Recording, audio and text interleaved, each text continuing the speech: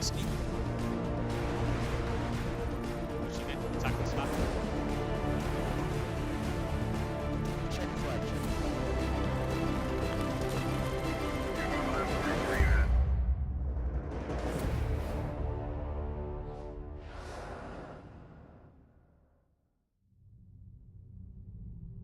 It's the start of an incredible journey, a new era for motorsport.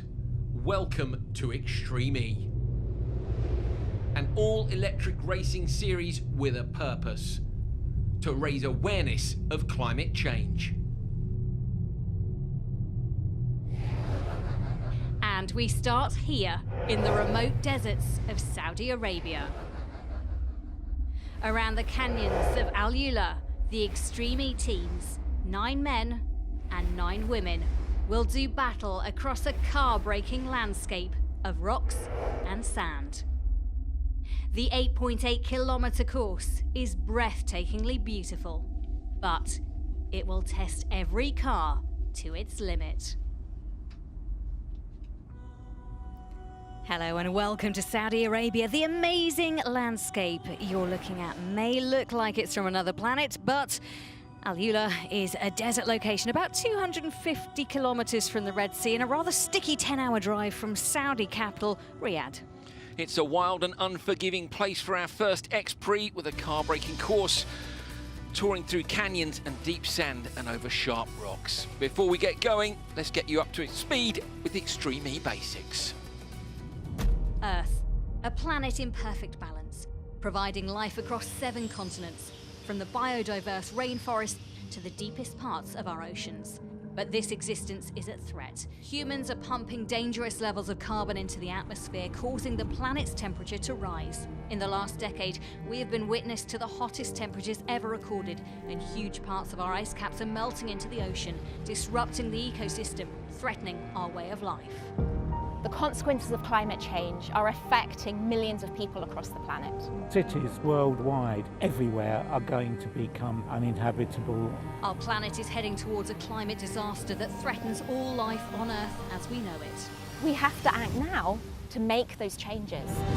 Extreme E will bring together the fastest drivers on 4 wheels, in fully electric racing off-road SUVs, to some of the most remote and damaged areas on Earth, raising awareness of the environment, electrification and equality. I have an impossible dream: to race electric cars in the most remote corners of the planet. And all without leaving a trace. The X Prix will be held across 5 countries, each highlighting the local impact of climate change. From the polluted ocean of Senegal, melting ice caps of Greenland, diminishing rainforests of the Amazon, retreating glaciers of Patagonia, to rapidly heating deserts of Saudi Arabia, using the power of sport to highlight the effects human impact is having on our world. I think it's really important to really immerse yourself in those areas and see what's happening with climate change, so we can really increase awareness, and from awareness we can have more people taking more actions. To tackle these demanding locations requires one of the most robust racing cars ever built, the Odyssey 21. This purpose-designed all-electric machine is constructed using cutting-edge environmental technologies and materials. The battery will be charged using a hydrogen fuel cell, producing clean, emission-free energy.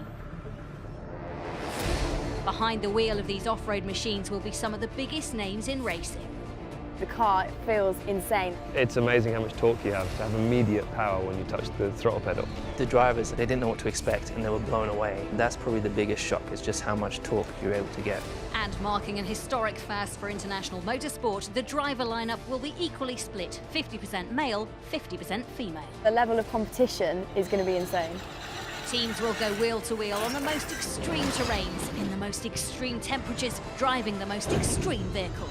Extreme E takes racing to uncharted territories by bringing the action to some of the most remote locations, all of which are suffering from the destruction of our environment.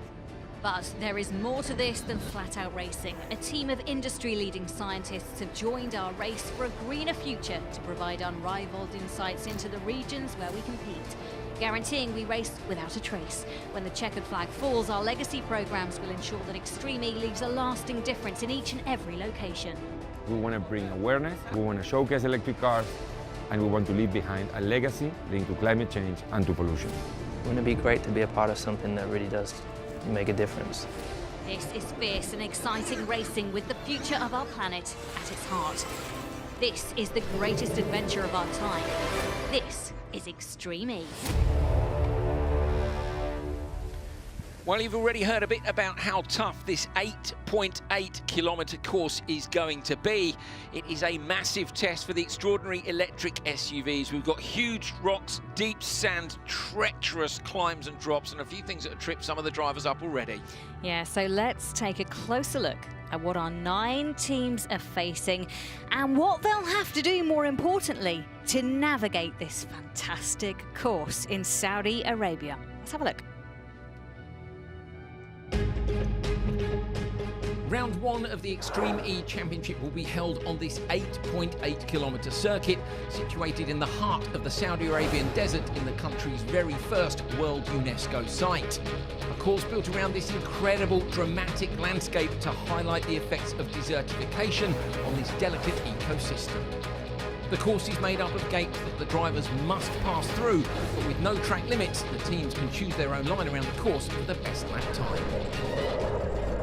So away from the starting area, it's a very long run up to what is effectively turn 1. Now that won't matter when you're running on your own in the time trials. In the race section of the event, you're going to want to get there first because of the dust. There are many sandy, bumpy sections to the track, undulations, and it's about how hard you can attack them. How much can the Odyssey 21 take? How quickly can you pass over the very difficult terrain? Slowest part of the course up at the far end, through a dry riverbed and then around a hairpin left, which takes you around the back side of the course and to the most dramatic feature of all. More than 45 degrees, a 100-metre drop straight down a sand dune into a narrow gate at the bottom. Side by side there, things are going to get very tricky indeed. Undulations again, changing between road surfaces, sand, gravel, rocks. There's some undergrowth out there too. The drivers are going to have to pick their line, but they're going to be able to choose their line. Separate paths, which one's quicker? Does it give you an opportunity to take some time off a competitor or maybe be able to make a pass? Another downhill section here, coming towards the end of the lap, and it's another transition from sand onto gravel. This might suit the rally drivers just a little bit more, passing onto a road which effectively is the last track. By now, I think you'll know whether you're going to take the checkered flag first or not. There is the finish, and that is a lap of Alula.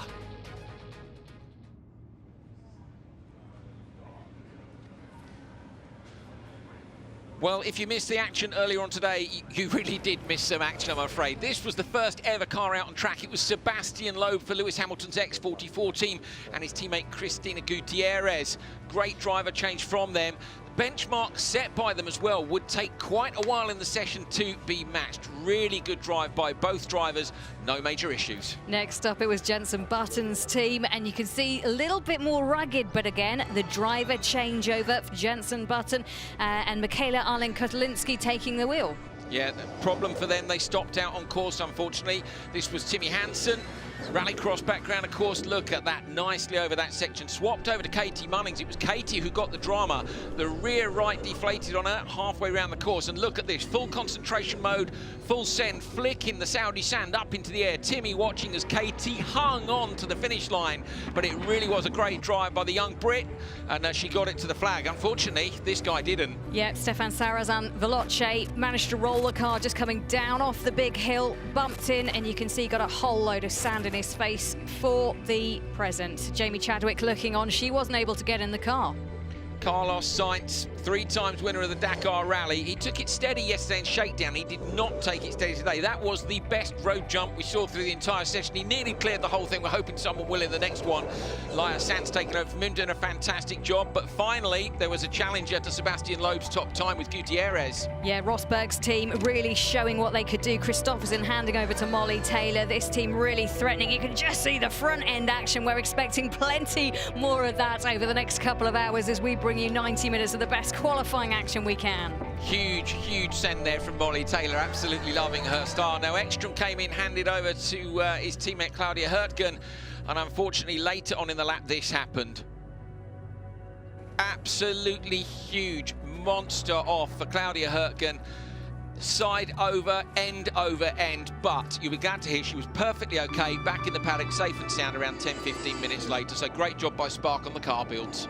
Yeah, absolutely fantastic. These cars really having to, I suppose, work for their survival. So this was Christian Giampiola and Oliver Bennett, or Christine Z, and they gave it a good go. They got a penalty, though, which really hindered their progress. Interesting looking at the changeover. They're rushing Bennett out because it hadn't been quite so quick, and then, of course, broke the speed limit, and it was a 75-second penalty. For, though, unfortunately, Chip Ganassi Racing, the dramas continued. Kyle LeDuc, with broken power steering, reset the car for Sarah Price. The power steering was working at first, but Sarah had to hustle it, Jenny. Look at the amount of power she's having to put into just to hold on to it. Yeah, she did such a good job. Such a good job. So well done to them. That was your qualifying 1. Let's do it all over again and bring you qualifying 2 now.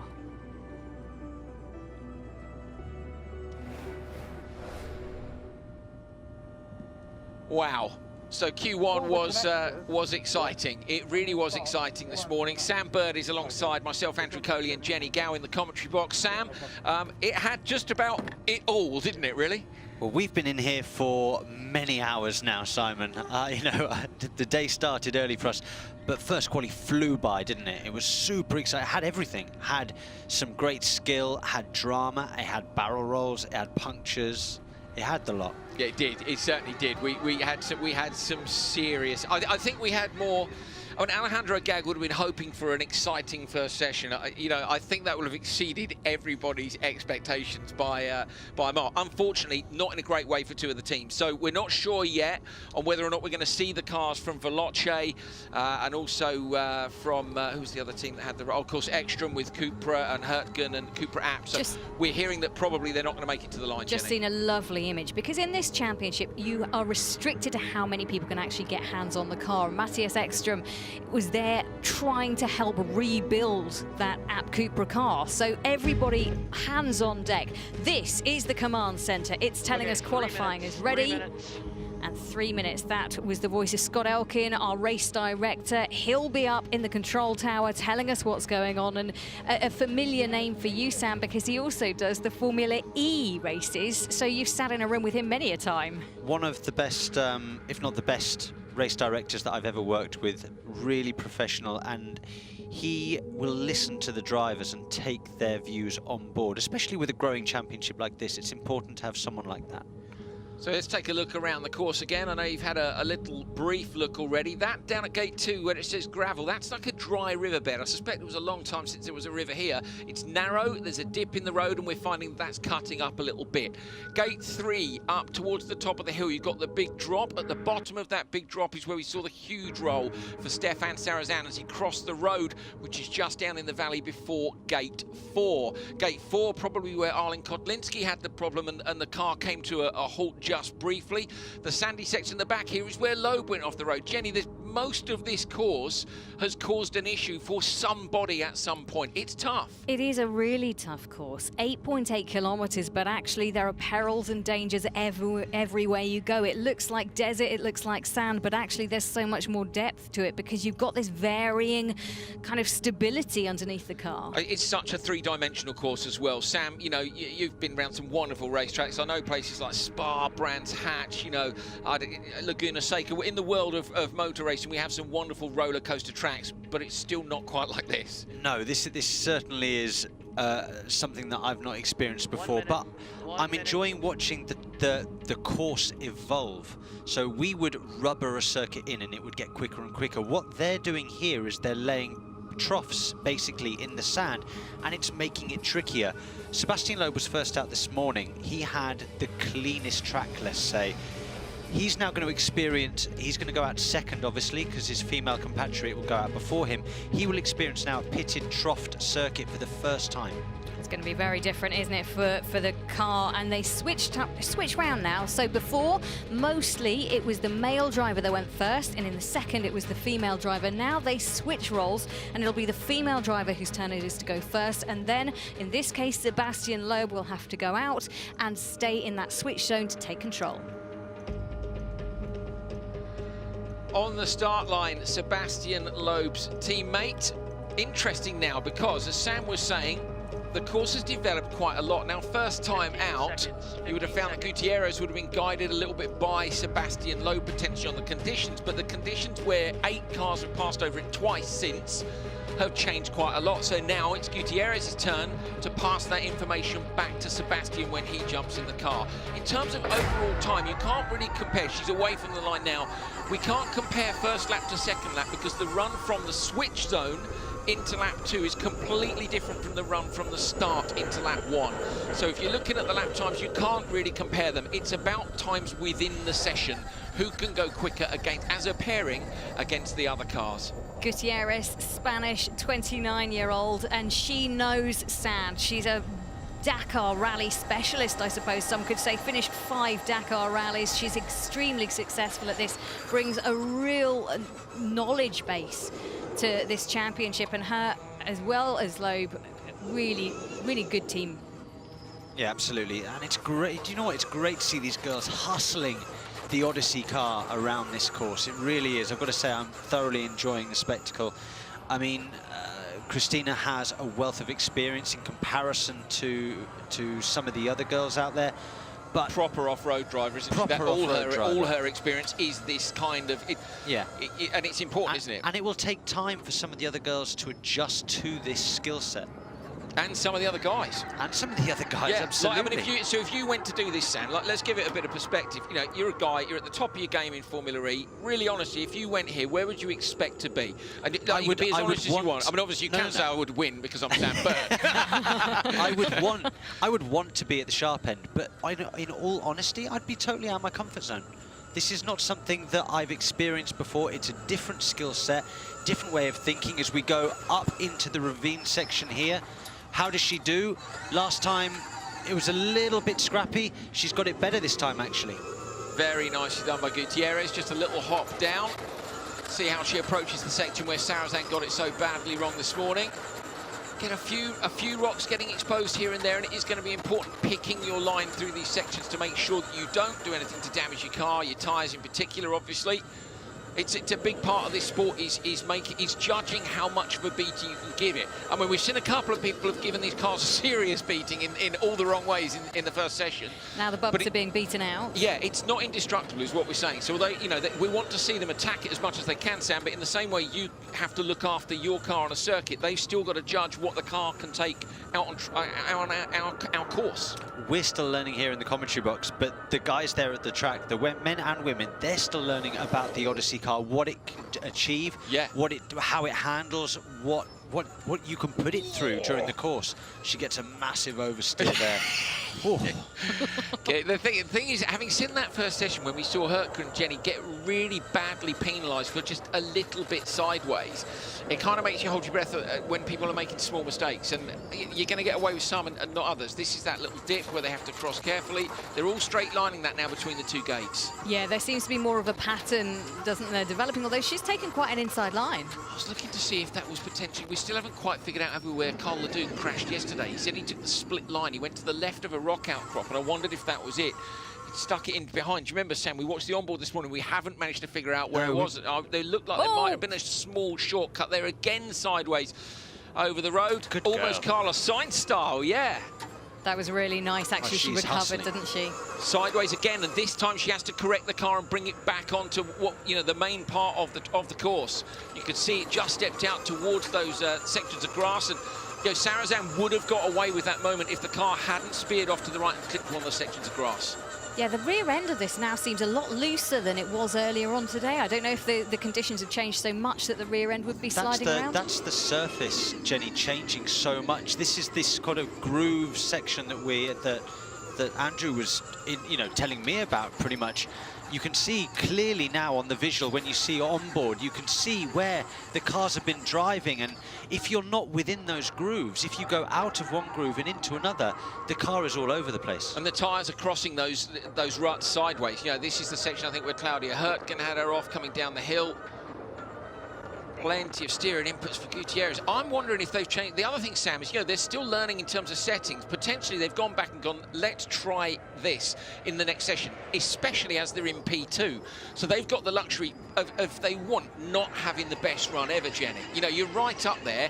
Let's try something, see if it takes the car a lot in the right direction or a lot in the wrong direction. And you go, do you know what? It didn't work. That's fine, because we're in P2. You maybe wouldn't risk it if you're in P6 or 7, right on the cusp of not making it through. It's a gamble, though. There are big points on offer for this round. By the end of today, we'll have our first championship points award, and it's 12 points for the person that manages to put it in P1. Look at the angle that she's bringing that home in. I agree, it looks loose at the rear. I do agree. So on the brakes, down towards the switch zone now, having seen the penalty that was given out earlier on to Hispano Suiza, 75 seconds. And I think that means they were only speeding, I've got terrible maths, speeding by, it was 5 seconds per kilometre. I'm just going to get the calculator out. 75 divided by 5 equals, so yeah, 15 kilometres an hour over the speed limit led to a 75-second penalty. Out of the car, and in goes Sebastian Loeb. Now this time we're going to see belts needing to be lengthened. She didn't do the clever switch that we saw earlier, so a different approach to this. They're doing the belts for Sebastian, aren't they? See her seat insert on the floor. Yeah, just chucked away, isn't it, Sam? That's what you do? Yep. I don't need a seat insert. I'm, you know, tall. Yeah, of course you are. Luckily, they're picking up as they go, because that is the Legacy project as well. They went to the beach the other day, down to the Red Sea. They helped with the Turtle project, and they cleaned a whole load of plastic off the beach. And that's one of the things about Extreme E. It is about legacy as well. Loeb watching across to his team, who will have been timing at the side of the road. He's got the limiter on, and he'll cross. Look at the two white boards down at the bottom of your screen there. That effectively is the point at which he can light it up. So he's going to cruise down towards that. To everybody watching at home, that is like his run, but we're about to head down and have a catch up with Gutierrez. Christina, it looked like a nice smooth run there. How was it for you? Yeah, the second lap was very difficult to chance because it's very broken. The car now is less power, so it's totally different than the first lap. So I think we managed a lot with the car, and I feel a little bit less confident than the first lap, but it's okay. I'm here, and that's so important. Thank you very much. Thank you. Well, you can see the car sliding underneath Sebastian Loeb, and he is struggling with this car as well. So I don't know what they've changed in the setup, if anything, but it doesn't seem quite as smooth a ride as they had in the first setup. And Sam, we were just talking about that switch zone before we heard from Cristina Gutierrez. Sorry, everybody. I just wanted to make the point, those white boards are effectively like the end of the pit lane. So as on a normal circuit, you would, you know, press the pit speed button, end of pit lane, and you go out on the track flat out. For me, guys, I think the car looks okay, but I think that due to reasons maybe that we don't know about, as Christina just said on the interview that they're running at slightly less power now. So I think they're losing a little bit of time in a straight line, and maybe they're trying to make up for time in the corners, which is why you might see the rear of the car being thrown around a bit more. Interesting. And if they are, then also potentially the car isn't pulling itself straight quite so much as it was before when you jump in on the gas. Loeb, though, airing it out as the run down the hill. 145, close to 150 kilometres an hour down the hill there. Going to keep it smooth through here. It's funny, isn't it? You start to earmark the places where you think, ooh, thanks to earlier on today. 2 victims in the first qualifying session. Really hoping those teams can get the car repaired for tomorrow. Come out and take part in the shootout, which will be for P7, 8 and 9. But yeah, according to our timing screens, we won't be seeing them in this session. Disappointed for Veloce and for Abt Cupra, 2 big teams out of the running for today. As we said, hopefully they will be back by tomorrow to take part in the races. And don't forget, you're watching qualifying. It's a 1-car shootout tomorrow. 3 cars on track, all at the same time. And they call it the crazy race for a reason, I think. It's going to be incredible. Yeah, yeah, certainly 1 car will go through. I mean, with 3 cars, I can't quite contemplate how we're going to keep up, to be honest, with everything that's happened. I think we can just sit back and let everybody at home watch and enjoy it. We might as well. Yeah, it's You know, I might be tempted to rename the Crazy Race the Carnage Race, to be honest, because we've had some of that today as well. So I think we're all looking forward to seeing 3 cars alongside. Format completely different on day 1 and day 2, and I think that's exciting too. Absolutely. So this is Lewis Hamilton's car. He picked out the drivers, he picked the team to run the car as well, the X44 in that dazzling kind of purpley blue colour, just weaving in through the desert. A very different line for Sebastian Loeb there, going right over the bank of the road. Yeah, notice that he turned in a lot earlier than what everybody else has done. Everybody else has been using the opening, and I think he's seen that everybody's been getting a little bit of air there where the tracks are starting to develop. He's taken a different line, different approach. I don't know whether it's worked or not. It certainly looks smooth. This will be interesting because this, in the first run of qualifying, this is where Sebastian Loeb made a small mistake. Now, you don't say that very often, but he went wide and ran into the deep sand and just really struggled to get the car back on track. It looks like he's done a cleaner version this time. Yeah, he got a bad bounce, didn't he? It pushed him off the edge of the dune. And once you drop off the edge of the dune, Jenny, gravity takes over, and with the sand, you can drop a long way down very quickly. So many nerves in that command centre. So many people watching this car bounce around. Especially after this morning, because they're looking at it and going, look, we don't want that to be us. We want to make sure you get through this clean now. You're taking a big haul of championship points. Remember, there are only 5 rounds.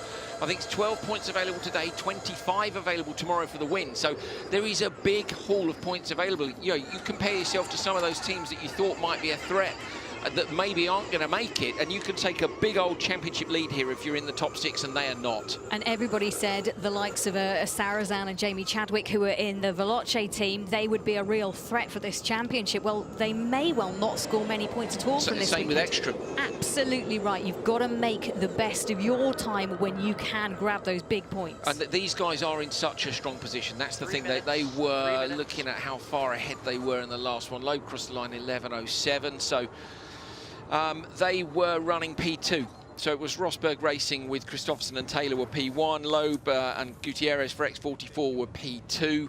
And between them was only 4.5 seconds. Then the Acciona team, what was the gap back for them? Was almost a further 30 seconds, Jenny. So they really could afford to just wind it in a little bit and get a safe finish. They know they'll be top 2 in the standings.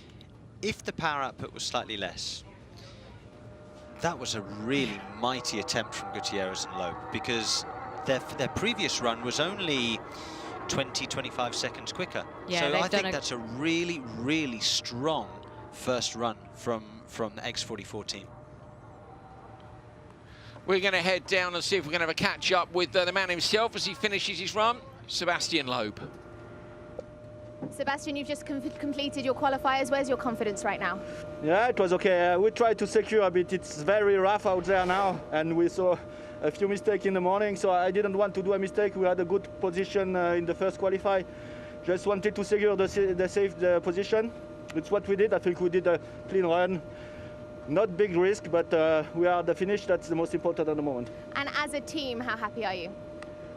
Sorry? And as a team, looking at you guys as a whole, how happy are you? When I speak about what I just said, it's about the team. Christina did a great job in the morning, in the afternoon too.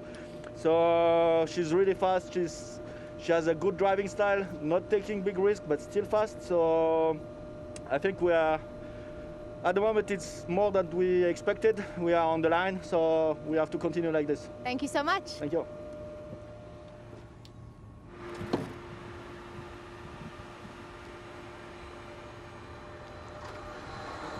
So return this afternoon, first car out on track again for X44, and it's Cristina Gutierrez and Sebastian Loeb, but this time Gutierrez going first, Jenny. Yeah, and really charging across the sandy landscape and down this huge drop that we have, getting air and really gliding down there to try and take as much pace as she can into the bumpy section ahead of her. Yeah, it was a good run. Interesting, Sebastian Loeb and her, I spoke to them the other day when they were in quarantine. That was the big sideways moment for her. And she was saying that it was a dream come true for her to be working with both Loeb and Lewis Hamilton. They're heroes of hers, and that Sebastian was a good teacher. Sebastian was shaking his head and laughing as if to say, I'm not. But, you know, you can't have many better teachers than a 9-time World Rally champion. No, they'll both be learning from each other. This is a real coming together of great minds. Brilliant stuff. Next up, we have Jenson Button's team, and this is going to be really fascinating because last time out didn't have the greatest away. They had a problem with the car, had to park it for about 30 seconds while Michaela was in the car. So they need to claw back time. We're going to look to see what they can do. This is going to be an important run if they're going to try and win their way back up the order. So lights flashing on Button's car just tells you that sorry, just seeing at the bottom of the corner there, so the positions Gutierrez and Loeb, of course, in P1 because nobody else has been out yet. That's JBXE's team in the command centre. And yeah, lights flashing on the car, basically saying that the power's on and it's ready to go, but that it's in neutral. And that's what they're using at the side of the road to time the switch zone as well. The car has to remain in neutral for 45 seconds. That's why you see the drivers looking across. Now the lights are on solid on the front, and that tells you that they are good to go. Off the line and away, loads of wheel spin for Michaela Arling-Kotlinski. We know some of the teams have been trying to dial in those starts. They've got 10 different positions that they can program whatever maps they want onto to try and get away from the line. Sam, maybe you can explain to people a little bit more. Obviously, you know, a map on an electric motor is similar to a map on a conventional engine, and it affects how it goes, I guess, off the line. Yes, basically, but I'm not sure what they're running with regards to TC. TC? No TC. No TC. So they've got a limiter. They've got a limiter on the front wheels because the car sits down at the rear and the front wheels can spin up more. They can actually set a limit on that to say, okay, front wheels must never exceed the speed of the rear wheels. Getting very geeky there, but off the line, you know. So much torque from an electric motor so early. How is it in Formula E getting away from the line? Is there a danger of spinning it up, or do you guys have TC? We have some very good software. Traction control, or is that not allowed? Absolutely not allowed, but there's some great software with every team. Nice to hear. There we go. Michaela Arling-Kotlinski out on course, doing very well. Nice run so far, heading up towards the climb now and then the big drop. Narrow section there. That, of course, that's the turn up at the far end. That's the first time we've seen it from the drone. Looks completely different. It is narrow down there. Definitely not going to be any passing down at that gate. It's nice to see that angle, actually, to get a real sort of bird's eye feel of it. There's some great camera angles with this new championship that I've just not seen before, and it's fabulous to get a real feeling of what it's like in the car and to fly over it so you can see it from every dimension. So this is the drop-off. Narrows down right next to the cliff. You've got to get in between the gates, turn right, and then you can't see anything, blind summit, and down you go. Hidden hope, and back on the throttle. You just got to send it. You know, once you've done one lap, you know what's there, don't you? It's, you know, if the rally guys had the co-drivers with him, yeah, it's flat over crest, you just go for it. Once you've done one lap, Sam, that's it, sending. Oh, I don't know about that. I mean, look, Jenson's one of the best drivers in the world, no questions asked, for me anyway. He's still learning this whole concept of rally driving. Right now, they left round one of qualifying in 5th place, and they're kind of in 5th place on their own at the moment. There's nothing really that they can go forwards with. And Michaela's learning too, you know? Michaela's learning absolutely all the time as well, as we see Jenson there in the pits with his orange visor on for visibility reasons. This is a learning process for them. Could just hear Jenson there, can you, a little bit of chat. He's down there pretty early. I wonder if he might have stayed in the, we've seen some of the drivers stay in the command centre a bit longer, because obviously in the command centre they've got the same pictures that you guys have got at home, so they can properly keep an eye on what's going on with their teammate. We mentioned earlier that teams were filming the runs, and they were doing what we said they were doing. They were filming the runs, so they've immediately got that to take back and look at with the drivers. Otherwise, they've got to find it on the planner like you guys have at home. This is such a different skill set for so many of the drivers coming into Extreme E, because Jenson Button is used to getting in the car and there's a circuit and he knows exactly the way he's meant to go. He knows exactly the line he's meant to take. He's got years of experience of doing that. He's got to ask his team for directions. Where do I go? You know, it's a huge expanse of desert and you can quite easily find yourself going the wrong way. Left at the second canyon, Jenson, and we're all good. Matthias Ekstrom said that he'd lost his way a couple of times on day one. Just a little nod to the livery on the JBXE car. I love just that little nod to the Braun Grand Prix car from 2009. I just think it's amazing. I think he's run a similar livery, didn't he, on the trophy truck, I think over in America, also on the GT cars, Jenny. So yeah, I like it. I got to drive that car. Did you? I got to drive the Braun car once. Really? Yeah, Goodwood, at the Goodwood Festival of Speed. What was it like? It was awesome, nostalgic. It was, you know, Jenson Button genuinely won the title in a car that was the same as that. I think he owned the particular car, so I think I was driving a Rubens car, but the Brawn car, yeah, it was that's amazing. very, but very it's cool, isn't it? I love the fact I love that the colours. Yeah, exactly. Really, it's really like a love the nod colours. back to what is a wonderful career. I think a win in any FIA World Championship is amazing. Obviously, so many people see F1 as the pinnacle, and rightly so. You know, I think it's the longest established motorsport from that way. But this sport is bringing together world champions from the different disciplines, Sam. And I think some of the fans at home are going to be quite surprised. Yes, I got a tweet yesterday. Somebody said, "Oh, do you think Jenson's going to be unstoppable?" And I was like, no, and even Jenson doesn't think he's going to be unstoppable. You know, the other guys, maybe there's someone like Loeb, you might say the same, but Jenson knows, and I love the fact he's come here and exposed himself as an F1 world champion to something he's got to learn, but he's enjoying it. It takes guts to do that, to step away from your arena, but that's what all of these, well, a lot of them are doing, because no one has the exact skill set for this. So you can see Michaela Arlen-Kozlinski coming into the switch zone. She'll have to apply the brakes as soon as she goes past the board. Just rest it in. Oh, fuck. Oh, I think you heard Jenson's thoughts there on the entry to the switch zone. Do you not think you liked it so much? Apologies. Yeah, so Michaela Arlen-Kozlinski, looking at the time, I reckon she was about 5 seconds, maybe a little bit more off the pace of Gutierrez. I think that she forgot to engage the pit limiter.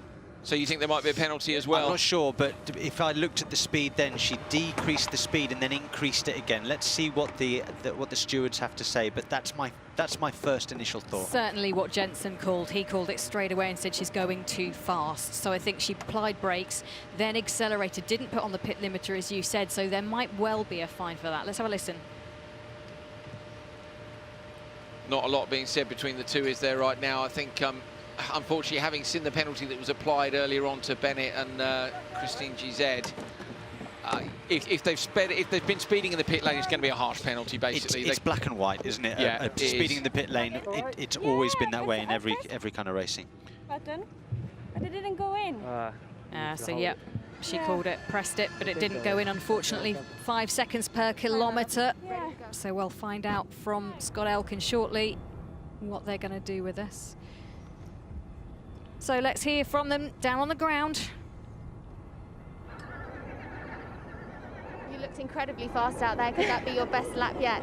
Thank you. Well, definitely it was. I mean, the thing is, on the practice round, we didn't have any power in the front. So last round was the first with full power. So I felt that I could push a little bit more this time. Hope it was an okay lap. Just hope that we make a good time. And you're smiling. You looked happy on camera. Did you enjoy it? Oh, was I smiling while driving? I love it. I didn't know. Well, I did enjoy it. So it was fun. Thank you very much. Thank you. So that was Michaela Arlen-Kozlinski saying she enjoyed it so much. Didn't even realise she was smiling. She was that into the zone. So she hands over to her teammates, Jenson Button, the number 22. If you're thinking that's familiar, it's because he raced it when he was in Formula 1 and won his championship as well, other than number 22. So here's a nice comparison to make now. So Jenson is out on his second lap, and obviously he's being compared to the leader Sebastian Loeb and Gutierrez. But Gutierrez and Arlen-Kozlinski, we thought were, what, 5 or 6 seconds apart when they came in. There may be a penalty for speeding, but apart from that, you can see at the bottom there the difference in time between Loeb and Jenson. And okay, so there's Jenson Button. When that lights up at the bottom, that is using the hyperdrive. They're allowed to use it for up to 4 seconds on a lap, and it gives them a little bit of a power boost. So Sam, Jenson's used that from one of the slowest parts on the course, heading into a long uphill section. Clever. Absolutely. Jenson will have experience with this from KERS. If you remember KERS on the Formula 1 cars, Kinetic Energy Recovery System, we had the opportunity to press a button. It would give us a boost out of the corners. So it's very, very similar technology. I think these guys are going to be really pleased to get a clean run, Jenny. The first time through, there's nothing more frustrating than a niggly fault. Okay, a big shunt isn't what you want, but they had a niggly fault and it cost them 30-odd seconds. They were lucky to get a finish. They're in P5. If they get a penalty here, the key is to be top 6. If you're in the top 6, there's a chance to fight for a place in the final. There's a chance to fight for the win of the first ever X Prix. But if you're in that bottom 3, you're out. Remember, this is a team that came into it super late as well. So in terms of experience, this is a team that has less than everybody else, and everybody else has little, if none, anyway. So I think they're doing a good job, to be honest. Really good job. You can see that is the command centre. And Michaela's made her way back there. She's a little bit hot and bothered, but she's still talking about the button that she couldn't depress, the pit limiter. She's so frustrated within herself. She knew what she had to do. She did it, and it just didn't latch on properly. I think we're all waiting, unfortunately, to hear from Scott Elkins, aren't we? Who will come booming out over the system at some point and let us know that it's been a bit of a shocker. But there you go. That's the way it goes. Jenson Button can't worry about that. He's got to just get fully concentrated. Nicely committed through. He now needs to brake for this section because you've got the dip. He's on the brakes pretty late. That's committed through there from Jenson. Get in. That's what we want to see. Last of the late breakers, isn't he? And it rings true when you take the sport across from a discipline that's on the circuit across to sand. Look at him come through this corner and kick up all that sand. I mean, as we say again, with 3 cars on track, you need to be out on front. With just the one of them, Jenson Button has the luxury of being able to see exactly where he's going and take the position on the course that he wants to take. Jenson came out of that left-hander there and kept fairly tight into the rock face, Sam. Earlier on today, we were seeing some people come through the gate and take a wider line with maybe a bit more speed. A little bit more speed, but more distance. So there's a trade-off at some point. If you take a tighter line, you're doing effectively less track. If you do a wider line but carry more speed, you might be doing more meters, but in the end, it might average out. I wonder if everybody's being just slightly more cautious this afternoon. You know, you've got a 1 in 7 chance, basically, of ending up in that bottom 3. And the shootout, there's still going to be a shootout for position 7, 8, and 9, but you can't make the final. And if you're in any of the banked positions, which certainly the top 3, 4 probably are, Jenson Button, though, and Michaela Arlen-Kotlinski are currently in P5 with Ollie Bennett and Christine Giampolo-Zonka, who got that penalty, dropped it behind them. We don't really know their relative pace because Button and Arlen-Kotlinski had that stop on the first run. But I don't know, I just think at this point, if I were a team boss, I'd be saying there's, you know, only one team now is not going to make it because we know already that 2 teams are in that bottom 2. Well, Button is the team boss. So yeah, he can make that call. He's behind the wheel. He can make his own call and control himself. But I don't know if you're better as a team manager at controlling other people than yourself. My concern is who tells him off when he gets it wrong. Jenson will just be focusing on the job in hand, doing the most professional job he can, bringing it home in one piece but as quickly as he possibly can. Well, I think he's done a great job here. Effectively, it looked like he was 4 or 5 seconds behind as he went into the lap, and if he's only lost that amount of time to Sebastian Loeb, a 9-time World Rally Champion, I think that's progress from run 1 to run 2. Button crosses the line and the clock is stopped 25.02. Gutierrez and Loeb lead from Arlen-Kotlinski and Button. Loeb and Gutierrez were at the top of the leaderboard in Q1 for a long time. How long will they remain there this time? Real improvement from that team, though. If you go from run 1 across to run 2, I think they were about 50 seconds quicker, so a real improvement. And in terms of Jenson personally, looking at the times from Q1, it looks like he's found 2 to 3 seconds up against Sebastian Loeb. Right, as you can see there, maybe Layla down on the ground is our pit reporter, and she will dive in to speak to Jenson Button to find out exactly what they think of the number 22's run. Jenson, an impressive run. How was it for you? Yeah, it's tricky. It's getting very edgy, and I think with because we're running less power, it's actually trickier. So it's catching the ruts a lot more. And after what happened this morning in qualifying, I'm definitely taking it a little bit easier, but it was fun all the same. But yeah, I'm not putting it all out there. I'm just trying to get it round, and yeah, it felt okay. It wasn't too bad at all. Are you saying the unsurprising statement that you prefer to drive faster?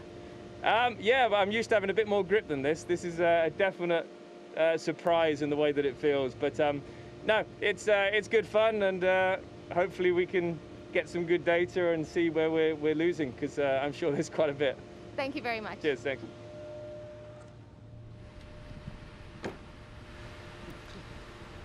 Off the line, Michaela Arlen-Kotlinski on her run in Q2, hoping for a clean run compared to first time out when she spent about 30-40 seconds at a standstill. For both. And we're hearing from Scott Elkins with regard to that last run. Under investigation for both. switch zone speeding, and the switch time infraction. So switch time infraction and pit lane speeding, that could be seriously heavy. This is the moment where it happened. You can see Kotlinski tried, but she couldn't get the pit button to work.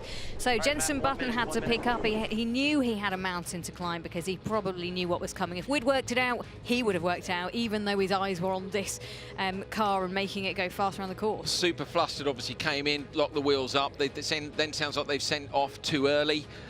So, you know, potentially penalties. Well, I mean, what's the penalty? It's 25 seconds if it's an infraction, plus the 5 per kilometre. So let's see. Clean run, but maybe a penalty. Good morning. Well, Scott Elkin will be the man in there doing his addition. He'll have his calculator out and working out exactly how much it is. So 5 seconds per kilometre speeding within the pit lane or the switch zone. And then you will have 25 seconds plus the amount of time gained in that switch area as well. So that could be a hefty penalty, which could potentially drop that team down into the unlucky 7th place.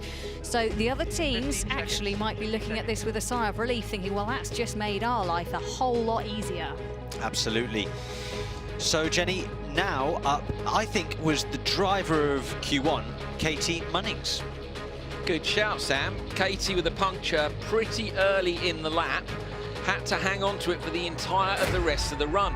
Now, I was asking you the question, do you think she's looking after the car? Because when you have a tyre down, you can damage the suspension as well. And you said, no, I think she's got it fully lit. She was going for it, wasn't she? And just seeing her there, she's now got the sunglass kind of visor strip.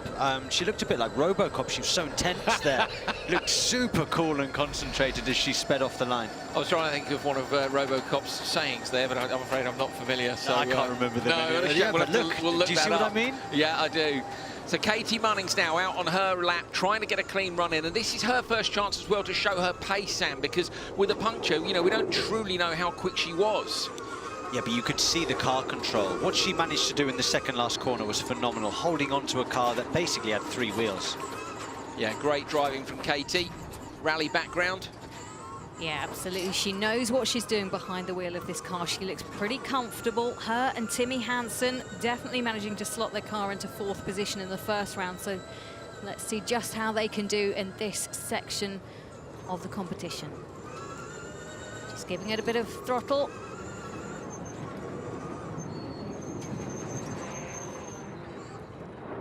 On board with Katie Munnings now, full concentration mode again. We're not seeing the tongue out quite the same way as we were before, Jenny. Maybe that only happens when she's hanging onto a car that's only got 3 tyres on it, but this is full effort and big push. Trying to see, we really want to be able to compare the times, don't we, in terms of sectors. Sam was analysing sectors in between. I can see he's buried in a piece of paper on the desk here. I love data. You see, this is from a driver, isn't it? They're fascinated by it. So Katie's going to come round to the top of the cliff. She'll do the drop-off after she's passed through the gate markers, through gate marker 1.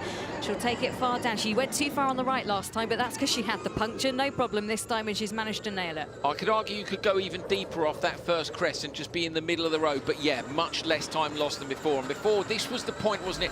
It was just after this that we saw it. It was the hairpin left where it suddenly flicked up the dirt, but we think potentially she had the puncture from much earlier in the run. Sam, what have you seen? Well, no, I just think it's very interesting. They've got a real fight on their hands to try and get up into the top 3. Currently, the top 3 is Rosberg, Lewis Hamilton and Sainz. Andretti United really have an opportunity. If she can do a great first stint here, they can put themselves in a great position to put pressure on Sainz XC.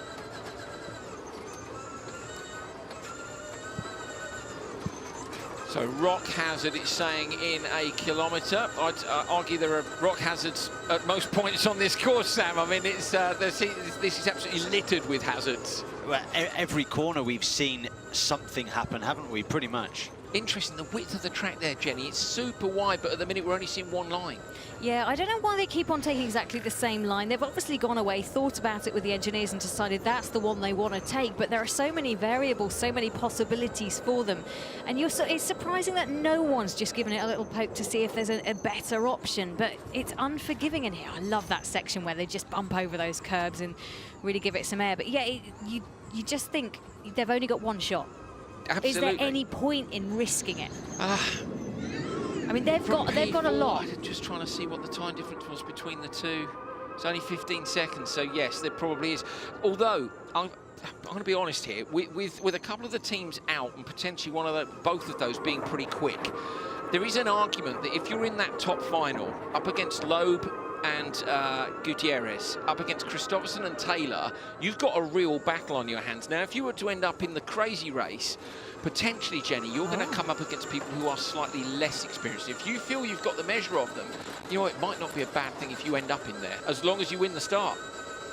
You're very tactical. That's a As a driver, thing. Yeah. you must have been tactical. I'm getting it. I'm getting that it's about the strategy. For me, I'm just an out-and-out, go as fast as I can and see what happens afterwards and see where the mix lay. I don't think they'll lift for it. I don't think they're going to aim to be in it, but I think they're not going to risk it to try desperately to get into the main final, because I think they'll have looked at it and gone, do you know what? Worst case scenario, we might be the favourites in the crazy race. We have seen the damage this course can create on your car. If you don't get it spot on, if you're just out a little bit, then you can risk losing the car and losing your whole run time from that session. And at this point, you've just got to make sure you get to the finishing line in the best possible way you can. But just get it there, Sam, haven't you? You've got to secure your future in the competition.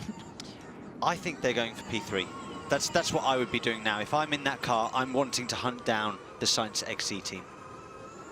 On the basis of there being 2 positions available in the first semi-final, because I'm looking at the people that are in P5 and P6 and thinking I'd fancy Hansen and Bunnings against them in turn 1. It's funny, but the thing is they can't predict it anyway, because the other teams could have a problem. But it's about, I suppose what we're talking about here is risk management, isn't it? Is how much risk do you take? And they will have looked at the permutations and gone, we can go either way. Right, this is the switch zone, so let's have a look what happens, because we're going to get the handover from Munnings to Hansen. She's on the pit limiter, so she's managed that part first successfully. So Timmy Hansen is standing by the 2019 world champion and FIA World Rally Cross, and just looking at them, waving her in. This is the first time she's done this side of the switch. Before, of course, she was getting into the car. Now she's got to get out. She's the shorter of the drivers, just. It's into neutral. She jumps out the car, Timmy's going to jump in. Jenny, we noticed there are 4 teams where the drivers are both very equal height and 4 teams where there's a massive difference between them. The seat won't move. For you guys at home, if you missed session number 1, the seat doesn't slide backwards and forwards like it does in your road car. It's bolted into position, so you have to do it with an insert and the belts. Yeah, no insert for these two, though. They are such a similar build and stature that they're able to just get in the same car. You see him pulling on those straps, making sure he's in. He has to wait for the full 45 seconds before he's able to put the power button again. Smiling. 10, 9, 8, 7, 6, 5. Katie, what was the game plan for that lap and how close to the game plan did it go? Yeah, I mean, you've always got to see how it goes out there. Of course, it's changing all the time. For me, though, some of those sections is the first time I've actually driven it fast, because in the shakedown we were yellow flagged, and then last run I had a puncture, so yeah, that's the way it is. But yeah, it's good to finally get a clean lap. Some small mistakes on my part from the driving side, but yeah, nothing too massive. So just keeping it tidy and hopefully he has a good lap now. Thank you very much. Hansen used the hyperdrive away from the start zone for this super long straight. Tactical decision, one of the fastest parts on the circuit. You know, the fact we've got the graphic is probably quite frustrating for the teams, Jenny, because I imagine they're thinking, oh, come on, like, we had a good idea here, don't give it away. Yeah, they wanted to keep it secret, Squirrel. Can't do that, because we want to bring you the very best of this championship, and that means opening the doors so you know what's going on and you're in the driver's seat, just like Timmy Hansen. We'll get you as close as we can. And interesting from Katie as well about the yellow flag and the puncture. Fair play. Yeah, she had an uphill battle, quite literally, but she's managed it really well. So let's see what Hansen can do. We can see quite clearly he needs to claw back some time if they're going to get this P3 or even challenge beyond that. So now we're comparing Hansen against obviously Button and Lowe, but I'm guessing that this is the accumulative time, so it's the effect of both. So at the minute, they would be in P2. And I suppose we're looking at relative pace. Go on, Sam. I don't think so, because Jensen and his teammate are not 25 seconds overall behind Sebastian Loeb. They're quite a bit more. What I can say is that Timmy Hansen in the first 2 kilometres of the course has lost 5-6 seconds compared to Sebastian Loeb, which is a bit of a surprise.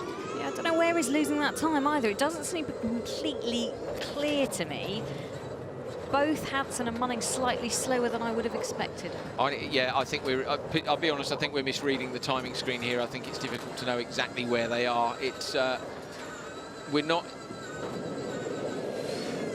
In terms of the gap at the bottom, we're not quite sure on that, whether it's both at the point we're at the minute. We know we don't have combined times for the session. That comes at the end of this, and that's what they'll do, is they'll add the times from the session. So, yeah, I suppose Loeb and Gutierrez are hoping, aren't they, to be slightly quicker than Rosberg Racing's pairing of Christopherson and Taylor. That's the one to watch. They're 4.5 seconds apart. Just to reiterate how it works, is all of the times from the first part of qualifying, which we had earlier this morning, get added to the second qualifying times, and whoever leads from that aggregate, whoever leads from that time, is the one that is on top and will go through tomorrow having won the qualifying rounds and took those 12 points. Hansen with a deep breath as he goes through the compression there. He's coming up now to the point where you have to brake hard, and he pushes over that crest. Still the most impressive driver over that crest was Molly Taylor earlier on today, who flicked the rear end of the car very high up indeed. This is now the left-hander. Let's see if Timmy takes the tight line or carries the speed and lets the car run wide. I can't tell from there, but he's looking pretty chilled. Similar line to Jensen, I'd say, tight on the exit, looking at his way, and that's to get a nicer line into this next gate. Tell you what, Molly Taylor's first run was impressive. It was fire. Second run. I know. Well, on the other hand, Jenny, she might wind it in a bit. Oh, come on, safety. Nah. I don't like it. No, just but go out and out. Risk management. I know. We're very different people. It's just our backgrounds, Jenny. That's all it is. We're bringing them all together here in a lovely sandy course in the middle of Saudi Arabia. Trying desperately to convert as many people as we can to the off-road side. I'll tell you what, Hansen's good through that section, was good through there last time. This is one of those sections that's really cut up. Look at the deep hole in the middle here. Sand up over the screen. So now the front, and that means that the front end of the sump guard, which is what would traditionally protect the sump of the engine, of course, we've got electric motors, so there's actually a bit more space and a bit more ground clearance. Another advantage of an electric SUV. But it's digging in, Sam, and chucking the sand up over the top of the car. That was not an issue this morning. Exactly. That's how much the track has evolved and changed. Do you know, I looked at it and thought it looks like someone's taken a bucket through it and built a nice sandcastle on the side, because those ruts are so deep now, but it's going to get deeper and deeper every run. You wanted to go earlier in this run rather than later. The people that are going to run later in this qualifying session could well be penalised through just going through that big hole. Left and onto the track at the bottom. At the moment, it's showing them as 23 seconds down. Overall time of Arlen Kotlinski and Button is 11:32. So going to be very close between these two. So Arlen Kotlinski and Button, where are they going to stop the clock? It's going to be super close between them. They just get it by a tiny margin. That's a couple of hundredths. Over 8.8 kilometres times 2. We're talking about nearly more than 17 kilometres. Munnings and Hansen have just gone 2 hundredths quicker on this run. That is incredibly close. You can't quite credit it, can you? Because actually, when it comes to the distance that would be, you couldn't split them in a race. It would be exactly the same. That is an incredible achievement from those cars. Now, interestingly, looking at it, I think when Katie came in that she was potentially a few seconds back, and that means that Timmy has probably taken a few seconds off Jensen. They've ended up very close together indeed. Carlos, you had a great first qualifier. What's the plan now? Well, try to do the same, try to make a good run without no mistakes, and try to see if we can. I think the guys in front are a little bit far, so we need to try to keep at least a position third. Are we going full power? Are we going fast? Yeah, we will see. Thank you. Attention all teams from the stewards. Decision has been made. We're waiting to hear from Scott Elkins here. For the pit lane speed infringement, it is a penalty of 150 seconds. Whoa, that's massive. 150, that's 2 minutes 30. Time, the penalty is 25.5 seconds, 25.5 seconds. Oh, for a total wow. of 175 0.5 seconds penalty. Nearly 3 minutes. 180 is 3 minutes. That's 2 minutes 30, Jenny, for the speed, and 25.5. So the 0.5 is the advantage. They only went half a second early, and they got a 25-second penalty for that. But the speed, how fast were they going in there? Fast. It's a good job it isn't a cash one, isn't it? You know when you get fined for it, Sam. That'd hurt, wouldn't it? I feel, you know, they I'm again, gutted new for them, team. really. I think Michaela did a super job. Yes, so do I. Driven a great stint, and just one press of a button can hurt you so much. Just to clarify, that was for Jensen Button's team, the number 22 car. So it looks like they'll be routed down into 7th place. 2 cars not going to be taking part in this qualifying session, we expect, after heavy damage from those impacts in the first part of qualifying. If you haven't seen them yet, probably worth checking them out on the Extreme E website or on social media.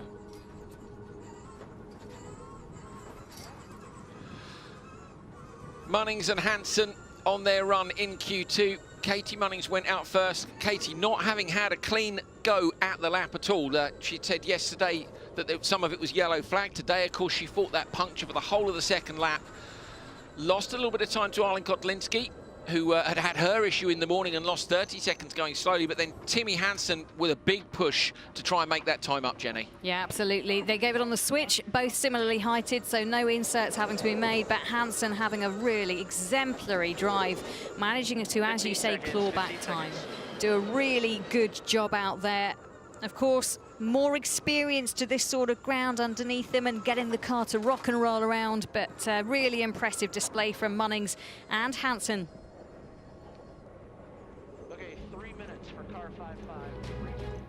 Off the line, Acciona Sainz. This time it should be Laia Sanz who's in the car, because we spoke to Carlos Sainz a few moments ago in the command centre.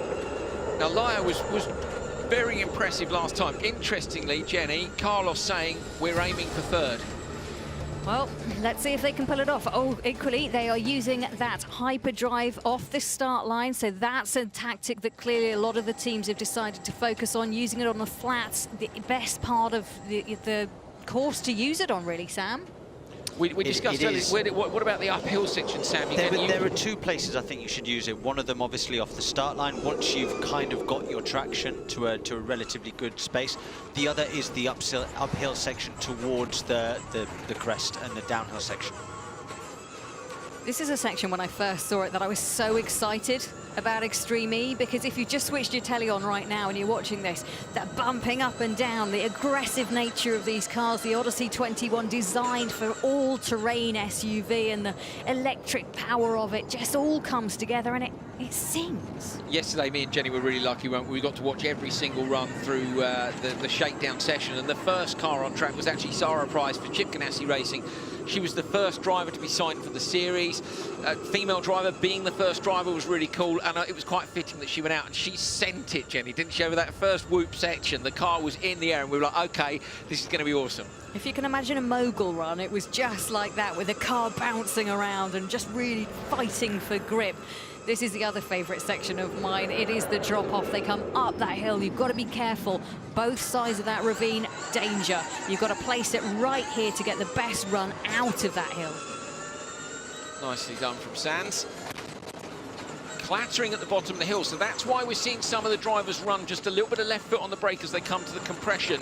It's significant, 150 kilometres an hour. They're just taking the edge off that impact.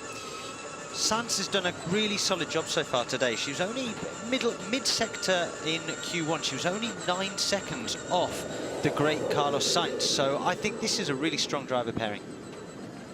Carlos Sainz was really pushing hard as well this morning, Sam. Flamboyant. Yeah, he was, because it wasn't quick as was it. Would we expect anything less? No, but it was spectacular. We don't mind losing time if it looks awesome. Oh, absolutely. So you can see Sands more used to 2 wheels than 4. This is her first real official tour out in a competitive state in 4 wheels, but she is doing a great job in that car and really dragging it around this course, telling it who's boss, and really showing that 8.8 kilometres she's got in tune with.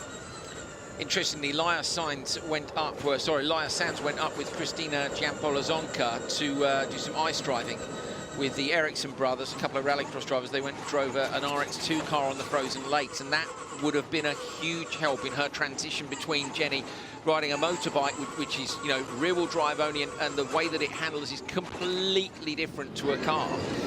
You know, most of these guys would be absolutely terrible on a bike. She would destroy them. She'd smash them on a bike. And I kind of want to see that, but it's a completely different thing. So everybody's done their prep. Some have driven on sand, some have driven on ice, but for her, particularly time in a car would have been really crucial. We always talk about the battle, don't we? Those on two, those on four-wheel. Can you make the crossover? Valentino Rossi and Lewis Hamilton famously, you know, made the switch, but it was only like a bit of a fun thing for them, although there's nothing over fun, is there? They both take it quite seriously. But the chat was that Rossi at some point would like to make the switch over to Formula One. He test drove, it never happened.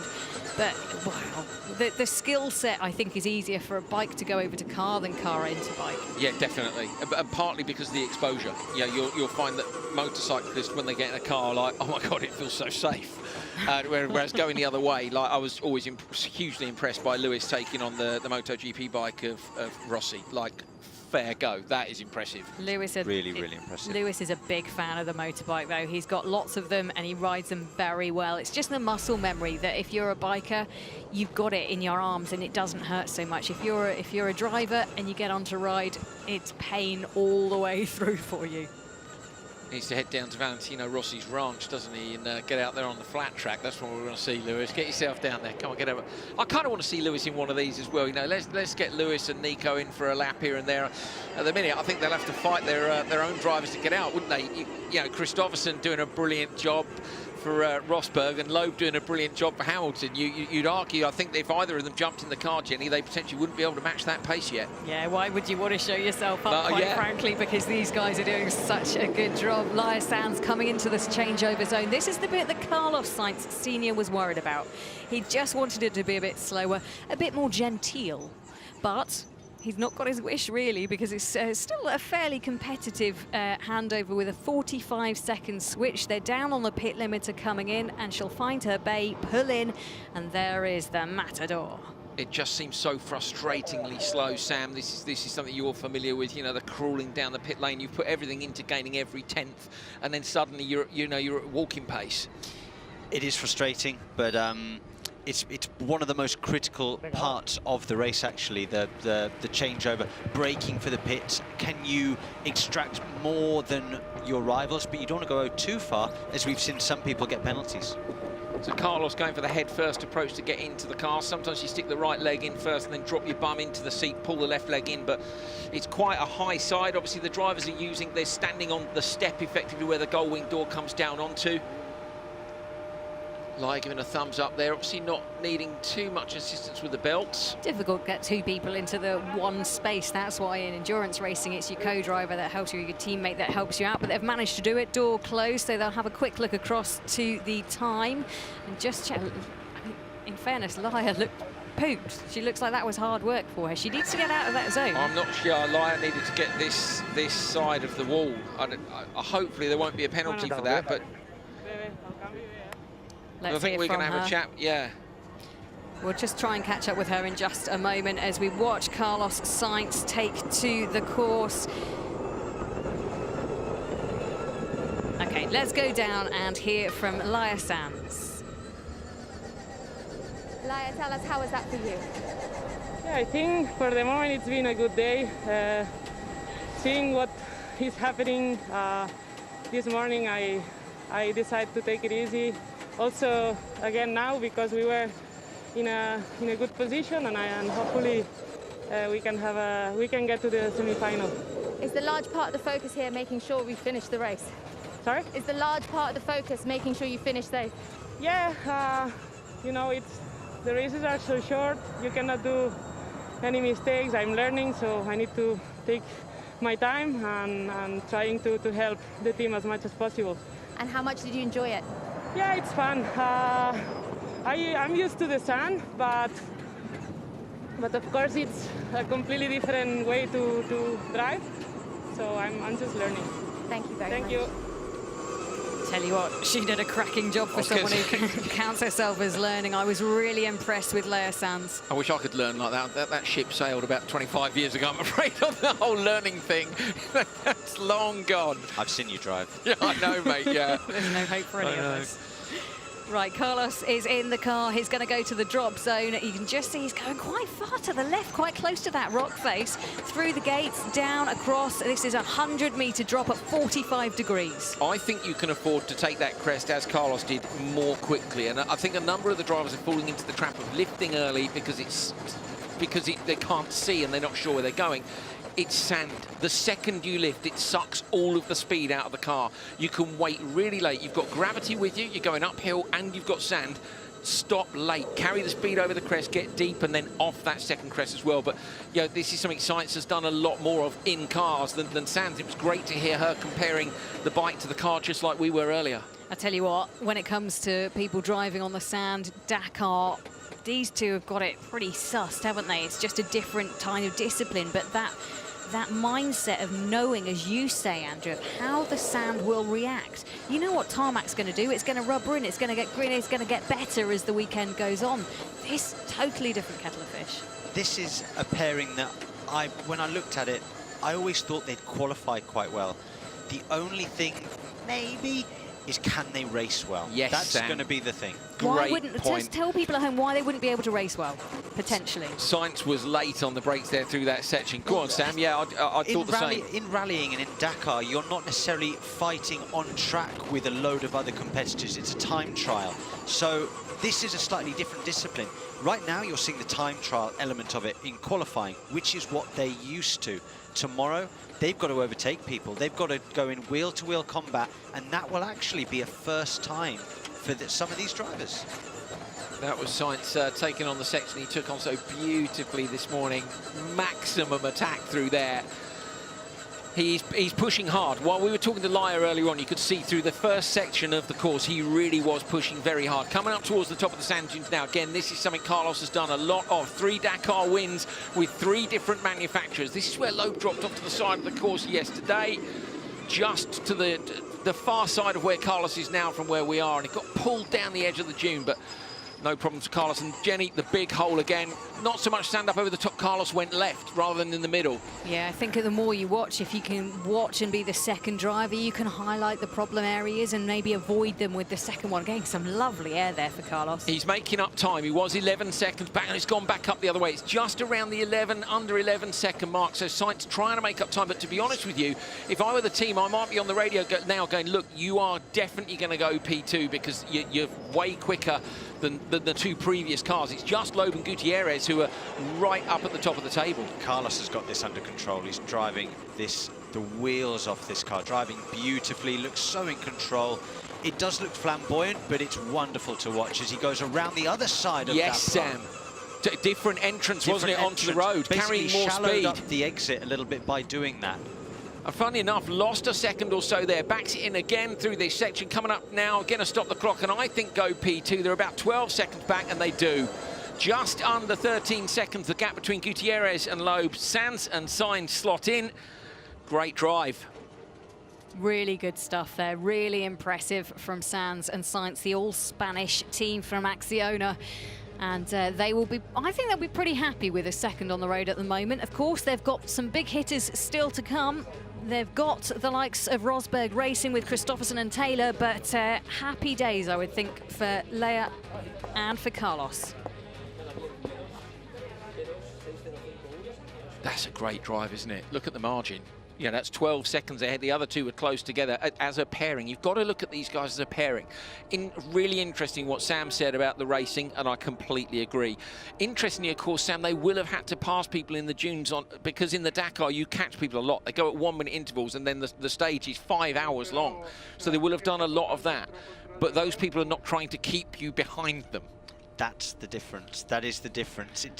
They are overtaking you, and that's fine, and they will let you past. This now is going to be wheel-to-wheel combat tomorrow, and that is a different thing. There will be door banging, there will be action in the pack, and it will be frenetic.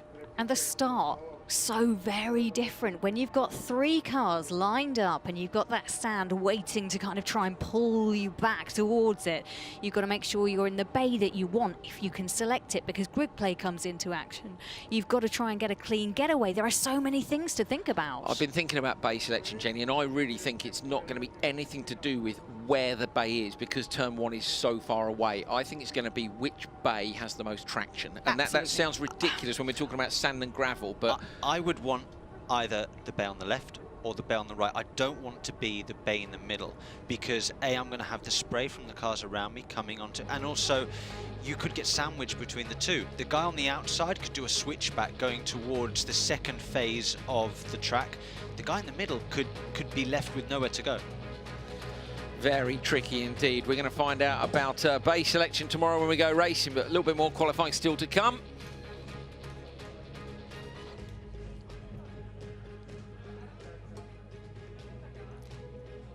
Well, we're down in the command centre. That is Chip Ganassi who's making a call. So there we are. We'll watch the highlights of this run by Sainz and Sanz, and it was Leia who went in first, and she did a cracking job. You can just see her really wrestling that Odyssey 21, using all the skill set she's got from her Trial World Championships, the Enduro and the Dakar, to try and get this car turned in. Just the 4 wheels and not the 2 that she's used to, but you can see how they've looked at these gates, they've positioned and they've worked out what the best line is for them to take to try and get around this as fast as they possibly can. Great drive from both of them. That was the changeover. No problems at all. And you could see immediately how hard Sainz was pushing. Look at that, really. And then over the crest again, this is where he was carrying so much momentum. And barely dropped below 100 kilometers an hour over the crest, Jenny, before coming down at around 150. Over the road crossing again, just gives you a good idea of how three-dimensional this is. You know, when the landscape's at 45 degrees, you know you're on it. Yeah, absolutely. I couldn't agree more. I think his son will be pretty happy that he's sporting the number 55 for that red car. So familiar, red and Sainz. Now, Sam, I believe we had a message this morning, didn't we, from Carlos Sainz Jr.? Yeah, I spoke to Carlos on WhatsApp, and he said, my dad is crazy. So if there's any new fans to rallying, and obviously new fans to Extreme E, please go on YouTube and check out Carlos Sainz highlights. Yeah, Carlos Sainz Senior highlights, and you will see some marvellous clips from the 90s and 2000s of him absolutely hustling some cars in extreme conditions like this. Imagine in 25 years when someone Googles Carlos Sainz and they're like, wow, this guy did a lot. They're going to be seeing all the F1 stuff. You know, they're going to need to make sure they put the junior on there, aren't they? I say there are people who love F1 who would never have heard of Carlos Sainz. But he's the original. When people Google me and type in Sam Bird, they get Love Island pictures. Do they really? Yeah, well, there was the guy from Love Island called Sam Bird. Oh, so mate, that must have knocked you right down the Google standings, didn't it? I'm thousands of pictures down. Devastating. Absolutely shocking. Things you learn from commentary that you never knew you never needed to know. There we go, lovely images of Alula, the base for us in Saudi Arabia, and you can see the paddock there, a temporary structure. When they go, it'll all be cleaned away. They'll leave in a better state than they found it. Legacy being one of the key messages of the brand new championship that is Extreme E, and we're delighted to be bringing you coverage of qualifying. Well, you join us with just a couple of cars left to run in Q2. Alula in Saudi Arabia. But it was Sebastian Loeb and Cristina Gutierrez who started the session off. Gutierrez in the car, first time out for Lewis Hamilton's X44. The drivers have to run in this session in the reverse order, Jenny, from the previous session. So everybody sent the male driver out in the last session, except for, was it Excite, I think? I think it was Oliver Bennett went out. So, yeah, absolutely. So they're the other team that will switch it around. The switch, Loeb getting in and taking on this 8.8 kilometre course and absolutely flying. It really was a masterclass from Loeb.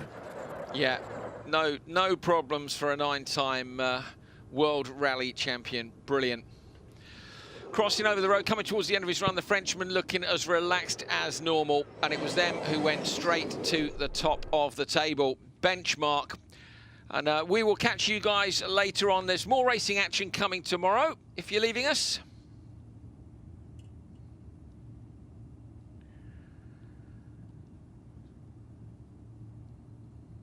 And we have just a few cars remaining here in Q2, Saudi Arabia.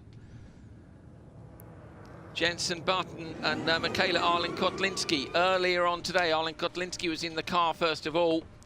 But it didn't go well at the driver changeover, did it, Jenny?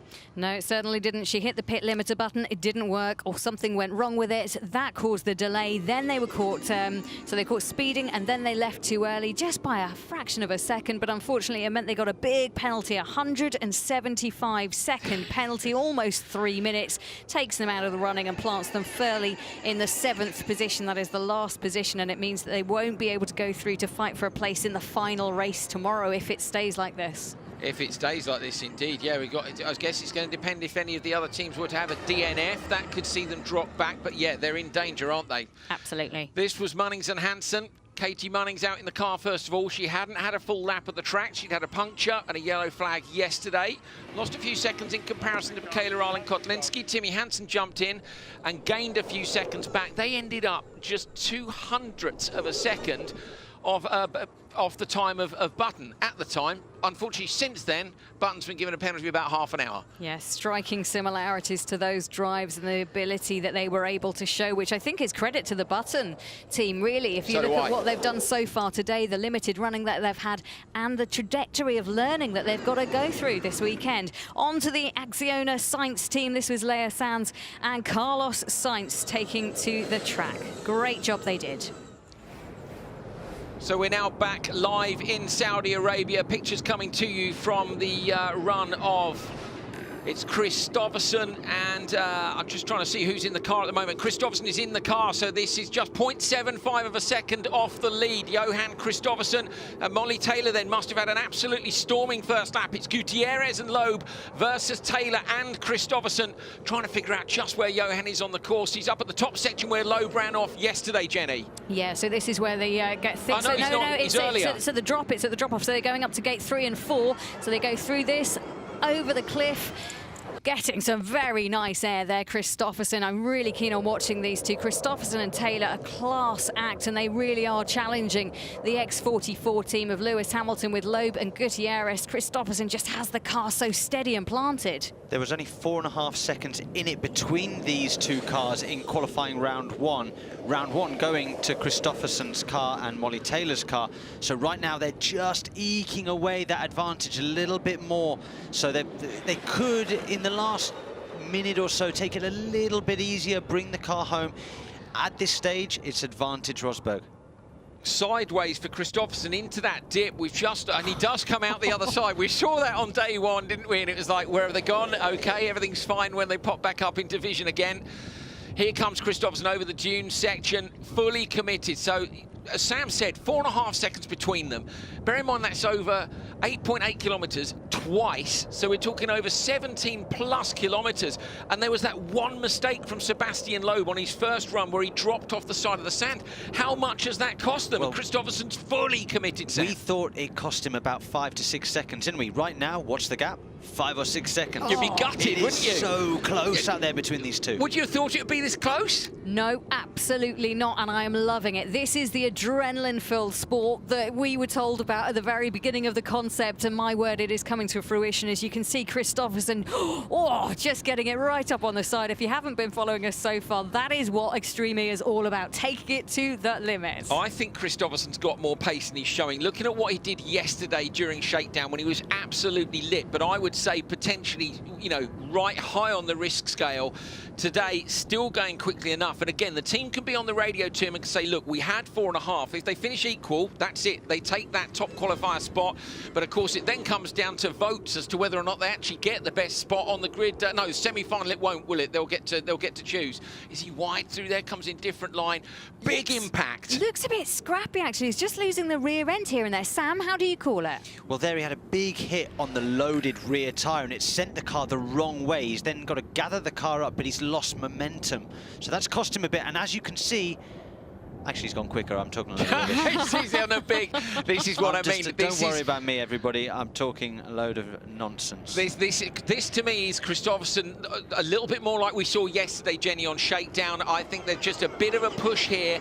Bit more pace coming in. They took 4.5 off them. I wonder if they're laying down a little bit of a marker to the other teams, because that's what you want. You want them going in tonight, looking at the times and going, do you know what? Tomorrow's going to be hard work. Final part of the run as he brings it through these 2 gates. So the road section, then he'll swing it left into the end zone where the switch area is, just clipping onto the side of that gate. Perfectly called it. And here he is. Loeb goes through for the finish. And can he make it to the leader?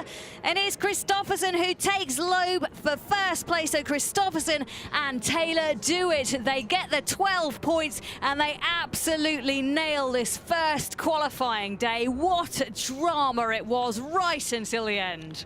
Super, super tight. 4.6 seconds in this run, 4.5 seconds in the run earlier. And it would have been much, I think, without Loeb's mistake. If the mistake was 5, it's whether the momentum afterwards was any more. But either way, Kristoffersen and Taylor have got the job done. From the stewards.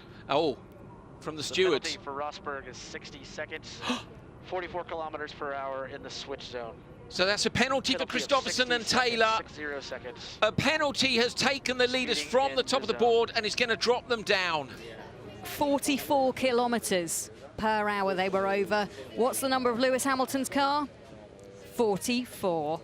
And that's the car that takes the lead and takes the 12 points and wins qualifying. Gutierrez and Loeb catapulted back up with that penalty. Let's hear from them.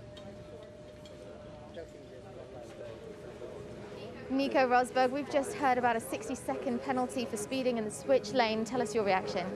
Yeah, I mean, we're learning our way, as a team, as drivers. There's so much going on, and then apparently they say that there was a small mistake there with or a small problem. Let's not say mistake, a small problem with the pit lane limiter, because Molly was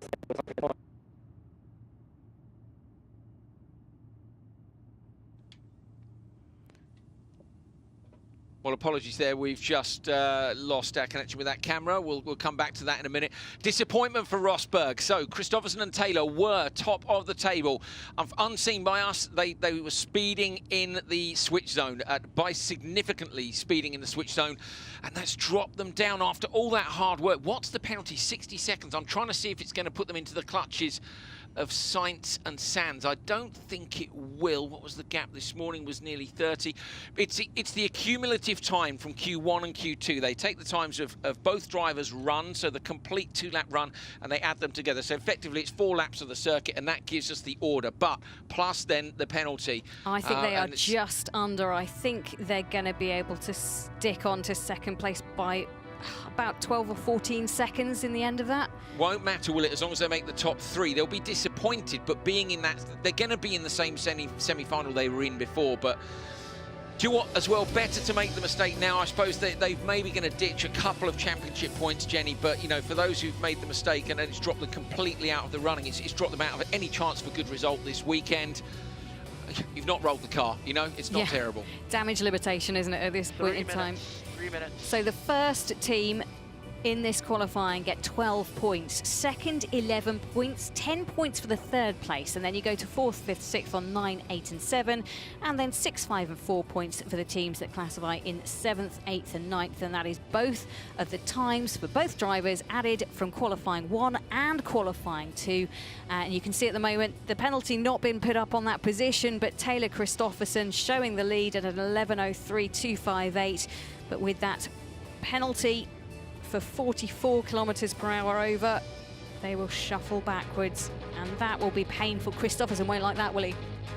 No, they won't, because it's an avoidable mistake. And it's not a mistake out on circuit. You know, we don't know which driver was responsible for it, whether it was Taylor on the way in or Kristoffersen on the way out. We haven't had that information, and we didn't see them in the switch zone. So for us earlier, it was a little bit more obvious, wasn't it, when we saw the problems for Arlen Kotlinski. She came in, locked the wheels up, and then I think Jensen said, didn't he, too fast. He spotted it on the way. I think you heard that, didn't you, Jenny? Yep, absolutely. He spotted that straight away. And I think a lot of these teams will have to get their heads around these pit limiters, work out what they're doing, what they're not quite doing right, maybe just not nailing it. But we're getting ready for our next run. This will be car 42, Hispano-Suiza Excite Energy team. This is Christine GZ in the command centre, and Oliver Bennett, 28-year-old from Bristol, will be taking the start. The only one of the teams that actually switched up strategy and decided to send their male first and their female second. So let's see how this goes for them. They're in Bay 1 when it comes to the racing tomorrow. Let's see where they start then, but for now, let's see the traction they get off the line.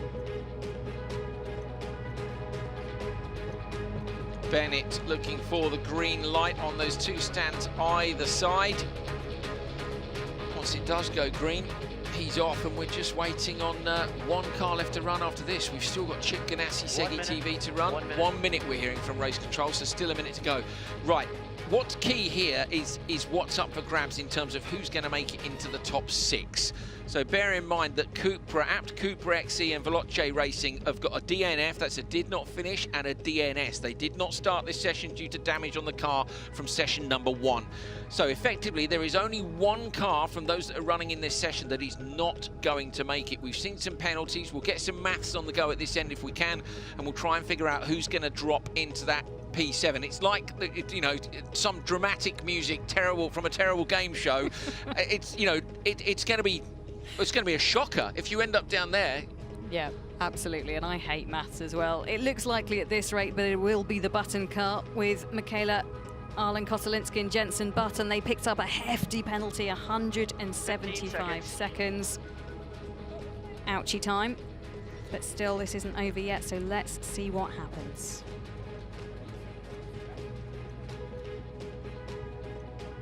Not so long now before we send Ollie Bennett off the line. So all still to play for. So Bennett heads off the line. If you're not going to manage to see the end of this session, then you can catch up with the highlights later on tonight, which will show you just what happened in qualifying, see who made it into the top 6. They're going to battle for those places in the semi-finals and the final tomorrow.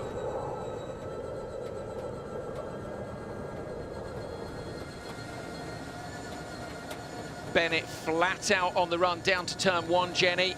So I say this was the one team that ran the female driver first, Christina Giampazonka.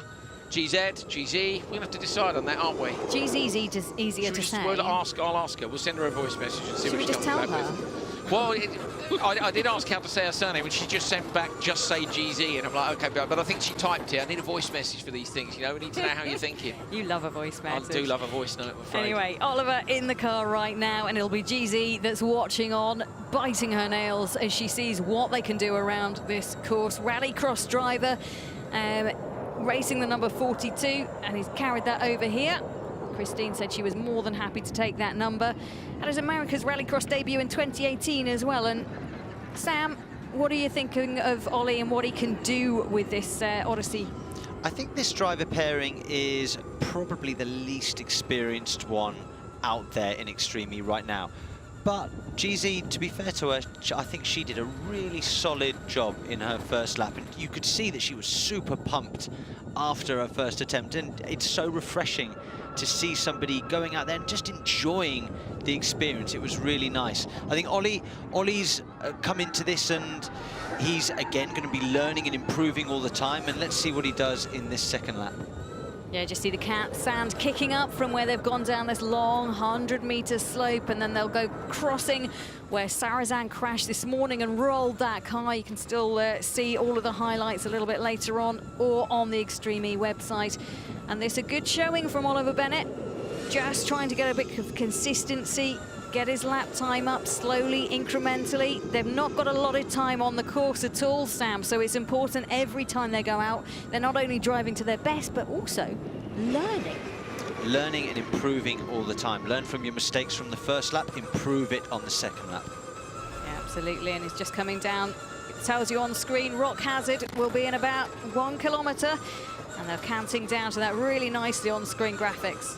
That's the section of track that I'm sure Kyle Leduc took that left high line. I wonder if that was something risky they were trying to see whether or not they'd be able to slot through and just take a shortcut in.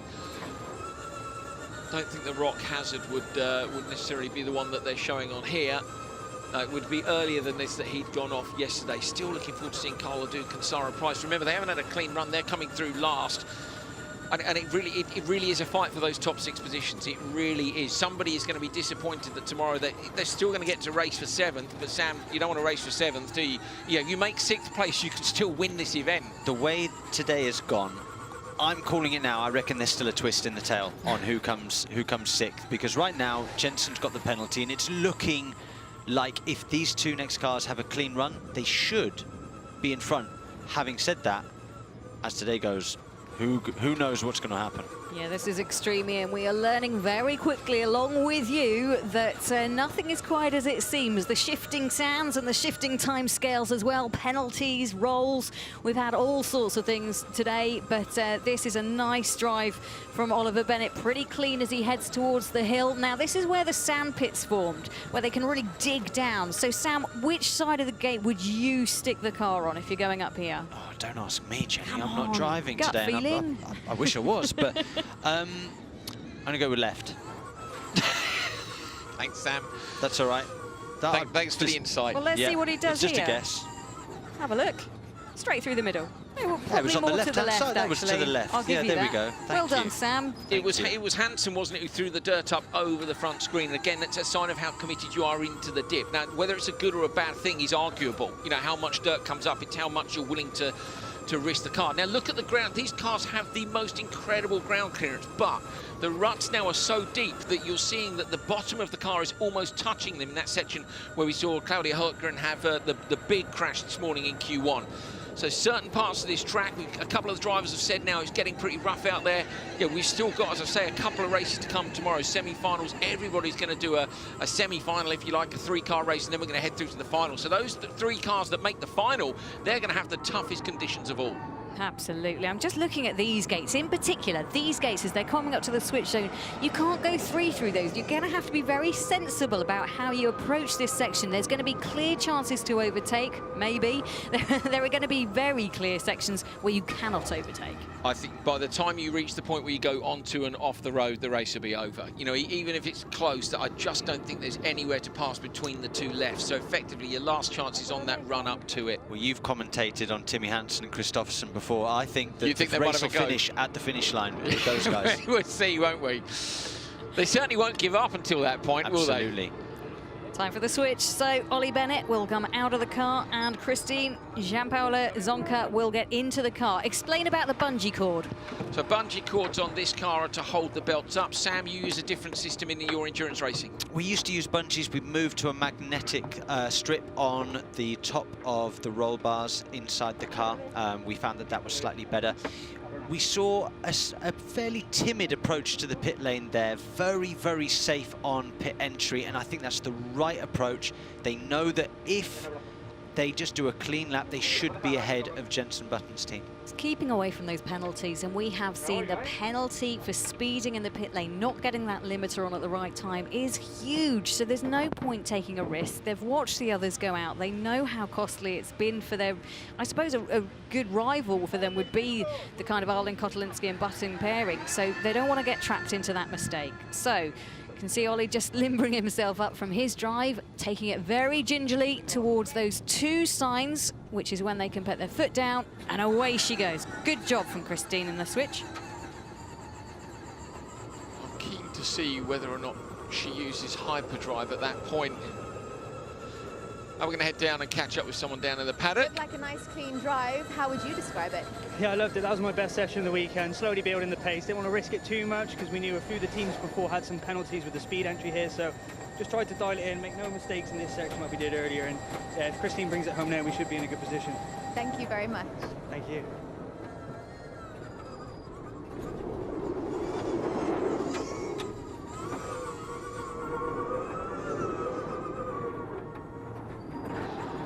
Christine doing a great job here. She was impressive in the first run for you, Sam. I think she did a really good job, and she looked delighted by it. You could see the energy she pumped. She wants to do well, but she understands as well that she is on the back foot compared to some of the other people. She doesn't have the experience, but solid effort so far. We were looking at sectors, weren't we? And some of the teams have got extreme. The main sector you can look at on the timing screen that we've got, I think there are 3. And then, of course, the first and the last one go into and out of the switch zone or off the start. So we really can't judge much from that. But you were looking at the middle sector, Sam, and comparing teammates, and actually some of them are really close together. Absolutely. Was it Taylor and Kristoffersen, I think? Taylor and Kristoffersen were very close, actually, so she'd done a really, really strong job there. And GZ, she'd done a very strong job compared to Ollie Bennett as well, so hats off to her. This is now about this team just getting through. Just do no mistakes, make sure there's no issues, don't get caught out by the circuit, and she'll do it. Big jump down the hill now, so fighting for an all-important top 6 place. Got to go full send on this second half of the lap and see if they can get the job done. Jenny, don't forget they know about that massive penalty that's been given to Button's squad for the speeding. There was a penalty as well for Kristoffersen and Taylor, but that's actually only dropped them down into P3. So at the minute it's X44, Acciona and Rosberg are the top 3 on a cumulative time from Q1 and Q2.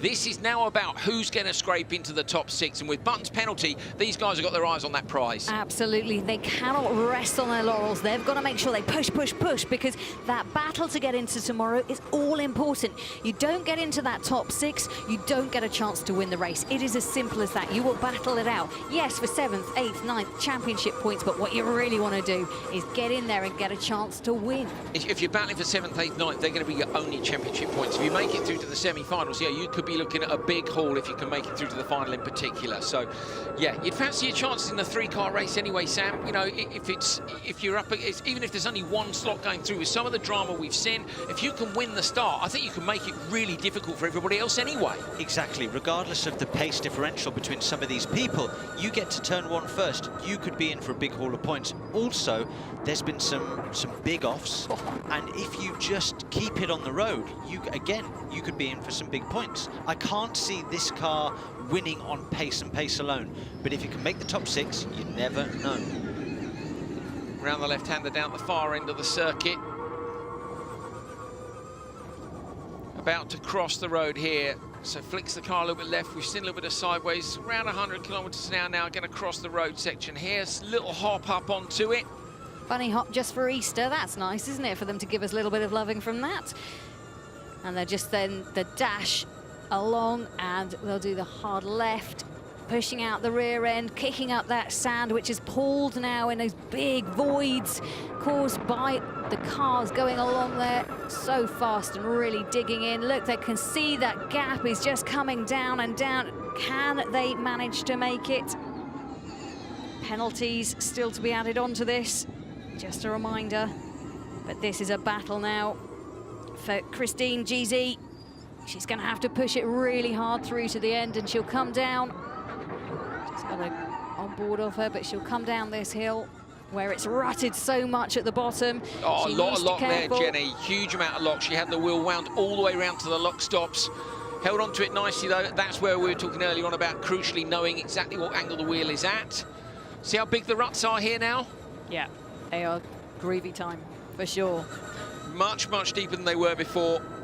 If you get the bottom of the car in contact with it, that takes out all that suspension travel. You can see absolutely huge travel for the Continental tyres to head right up into those wheel arches. Tidy run. At the moment, Arlen Kotlinski and Button are not showing with their penalty, are they, on the timing screen? So once the penalty's added to that, it's going to drop them down further. And we'll have some much cleverer people than us in the background working out spreadsheets and getting things ready. Jenny's got the pen out. She's got the pen out and the highlighters. We'll have a crack at it. So they're coming around now. It's going to be P6 for them on the road. But I'm pretty confident they're going to be. I'm trying to remember what the penalty was. So yeah, 175. Okay. Almost 3 minutes. I think they're going to be okay. So they're P5. They made it easy for us, making it almost 3 minutes. The penalty accrued through the driving through the switch zone too fast, and then for leaving the switch zone ahead of that 45-second minimum limit. That's also, I'm looking at that, of course, that's such a huge penalty with it being the addition of the 2 times. That's really handed an opportunity to Chip Ganassi Racing. So those guys had the problem this morning, remember, and they lost a fair bit of time, but they were actually only 1 minute 11 seconds behind Jenson Button's squad this morning. Now, if Button's had a 3-minute penalty, it could be that both Hispano Suiza Excite Energy and Segi TV Chip Ganassi Racing go ahead of them. But this is a car that's had problems all weekend so far. They've got to have a clean run. They haven't had that yet. They've had power steering issues, which really plagued them in Quali 1. if they've got it sorted. And no way, Sam. So we're hearing potentially it's not going to run. Just as Sam was explaining, bang on the money. They've had those issues. Yesterday, Carl Leduc had an off into the rock face, ripped the front left corner, front right corner off the car. They fixed it, but both drivers suffered a power steering failure. Jenny, just as we were saying, this could be their chance for handed an opportunity because of the button penalty. Oh, it's cruel. Arlen Kotlinski speeding in the pit lane. Actually, it looks like they're not going to make it. Cruel fate that they've suffered here once again for the Chip Ganassi racing team. And we've heard from Chip Ganassi himself standing there in the command center. And look, they're trying to get it to work. It's such a small crew.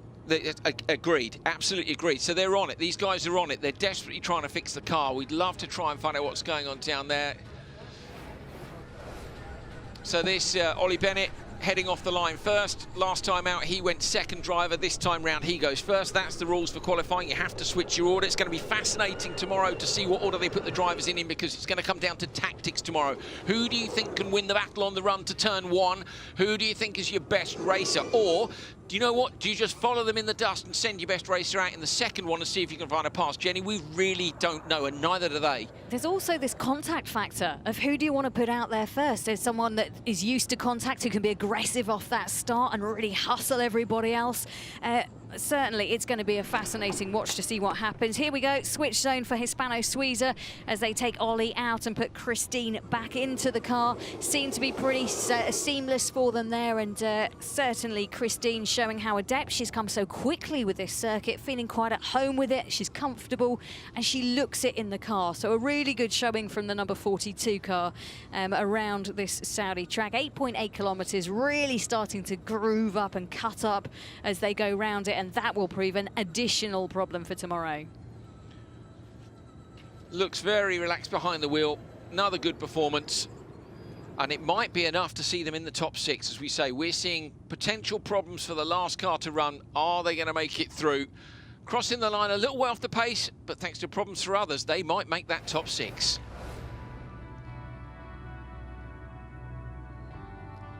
Well, amazing session so far. I think Chip Ganassi Racing, then it sounds like, are not going to take the start. So that gives a lot of opportunities tomorrow to the different teams, because obviously we've had Veloce not able to run today, and we've had the other car of Cupra.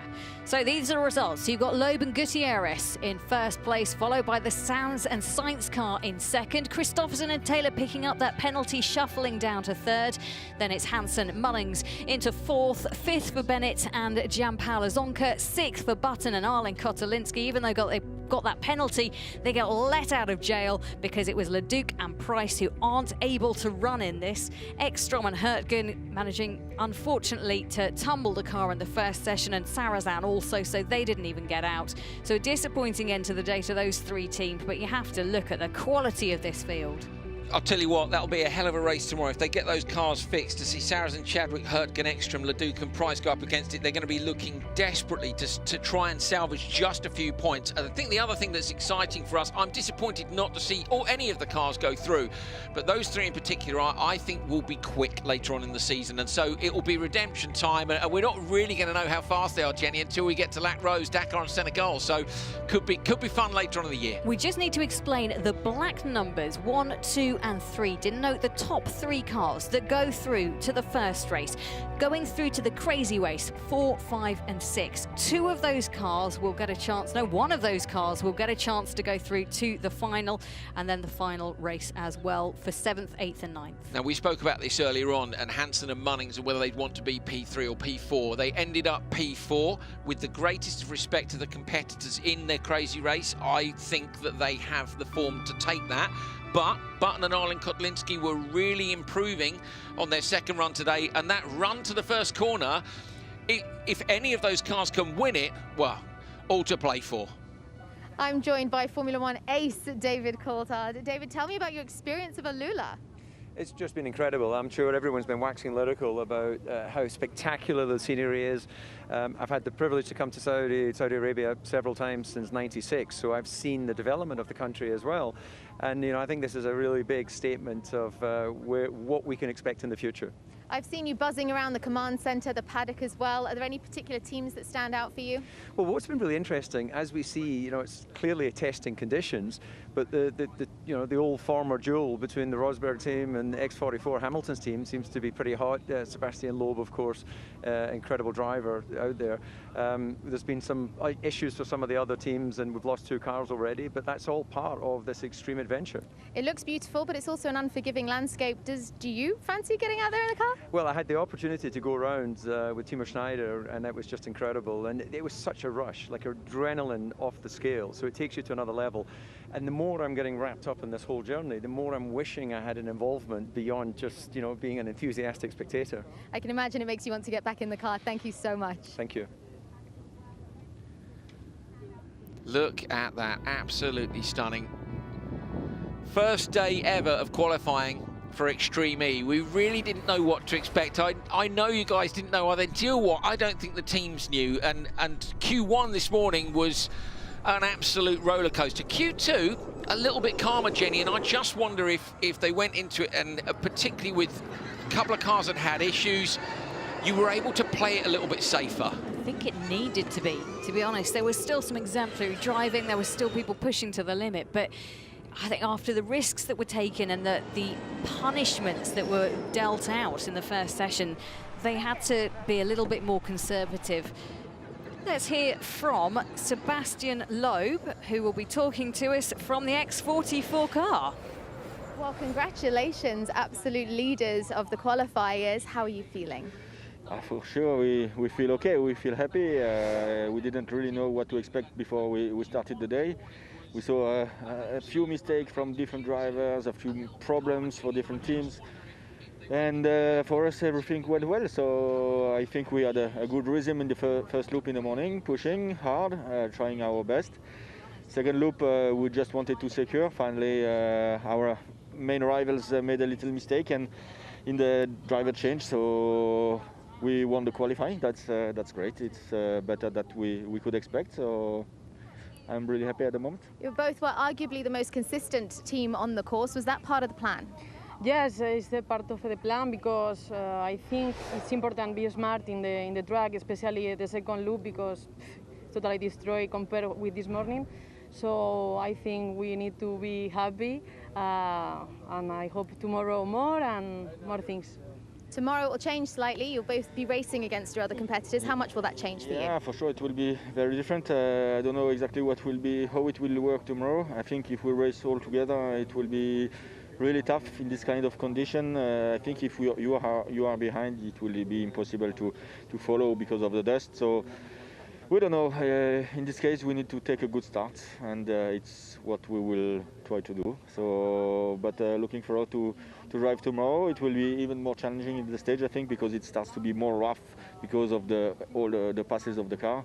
So it will be hard work in the car tomorrow. Christina, Seb describes it as more challenging. Going head to head for you, what are your thoughts on that? Yeah, it's totally new for me. So for me, it's so exciting, and I think we need to test me because I never did again, and so I'm happy to that. Well, we look forward to seeing you both run that tomorrow. Thank you very much. Thank you. So those are two leading drivers with Loeb and Gutierrez just chatting there to Leila and Ali in the paddock. So let's take you back to what happened this morning and some of those biggest incidents, because it was a cracker of a session.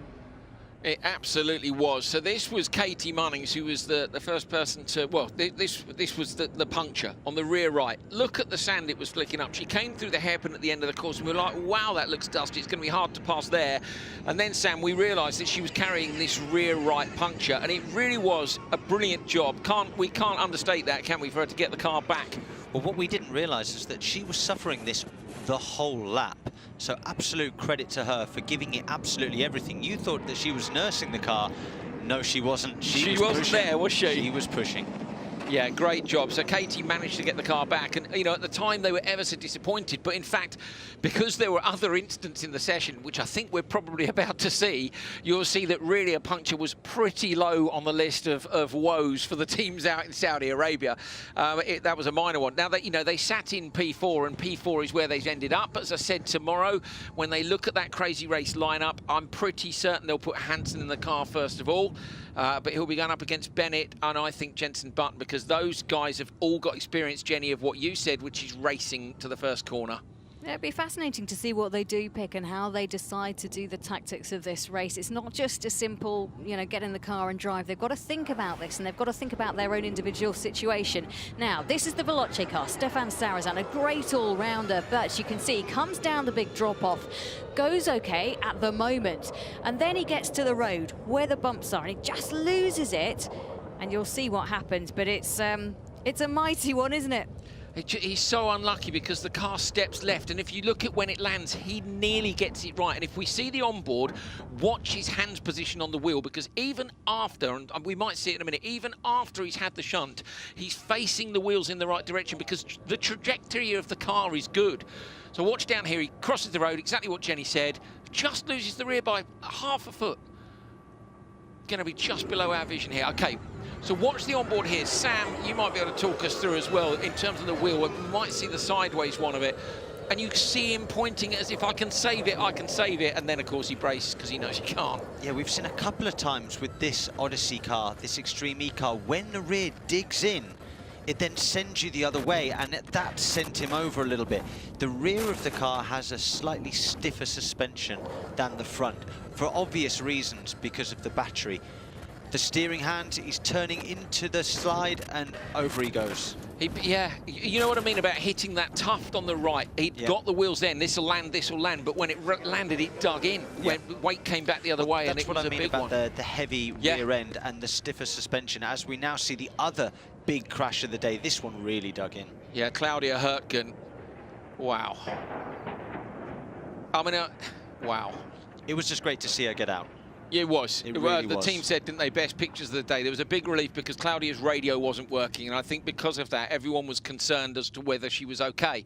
She was shaken, but she was perfectly okay. And that, as I say, that's a credit to Spark and you know, the build of the cars. And we said, didn't we, at the time, that it was such a small mistake that gave such a big punishment for Abt Cupra. So really unlucky for them, and unfortunately for them, ruled them out. But this is all about a bigger picture. It's about the environment, and this is Professor Richard Washington to tell us more. A lot of people think that Extreme E is just another race series. It's so much more than that. I'm Professor Peter Wadhams of Cambridge University, and I'm chairman of the Science Committee for Extreme E. One of the race locations for the Extreme E is the Arctic, and I've spent most of my career working in the Arctic. The changes I've seen have just been enormous. Here I am standing on top of the Greenland ice sheet. If all of the ice on the Greenland ice sheet melted, most of the Earth's coastal cities would be flooded. It's a very serious situation. Ice caps melting in Greenland actually is impacting the coastlines of Africa thousands of miles away. The ocean is connected. It's not like our land masses. When we talk about the ocean, it is just one entity, and that's pretty amazing. We're all connected. So as well as sea level rise and other consequences of climate change, coastlines across the globe have relatively new impacts, like plastic pollution. And a recent study in the Atlantic estimated that across the globe we have about 21 million tons of these tiny plastic particles floating out there in the ocean. It is really a challenge that is global. We hear a lot about ice melt and sea level rise and changes to the rainforests. We hear very little about the deserts themselves, but it's really at our own cost. Deserts are extraordinarily beautiful, fragile, important ecosystems, but they're becoming hotter and they're becoming drier and they're becoming larger. Forest loss is one of the big challenges that we have in our planet. The Amazon is at the center of this challenge. Everyone can do something, even people that are away from here, the fans, there is always a possibility to help save the Amazon, to help save the planet. Every individual needs to do something. If you do a little, the result can be a lot. It's not so much the survival of the fittest, but it's the ability to adapt. Each of us, we have our role to play. It's not a time when we can just sit and watch the world go by.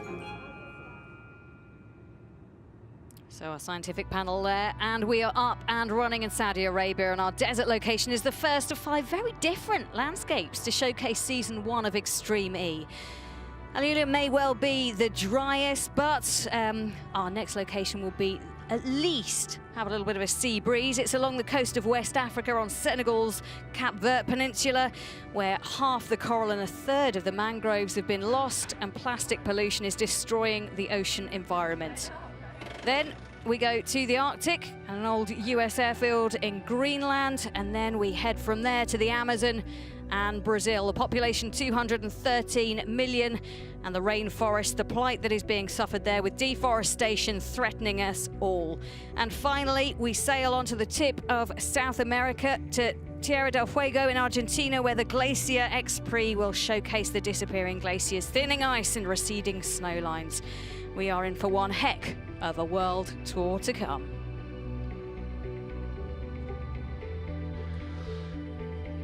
Well, what a first day for Extreme E. 2 qualifying sessions, absolute drama this morning. Thank you very much, Sam Bird, for joining us. Very quickly, your thoughts? I've thoroughly enjoyed it. What an amazing first day. What a great journey this has been. I'm really, really excited to see what Extreme E has to offer. I think we all are. It's been an absolute delight, Sam, to have you in the box, Andrew Coley and myself. Just make sure, whatever you do, come back tomorrow, because we have had a treat of a day and we haven't even started racing yet. So tomorrow, let's see what happens. Loeb and Gutierrez will be in pole position for this one, a battle royale in Saudi Arabia. Come back then. From all of us here, goodbye.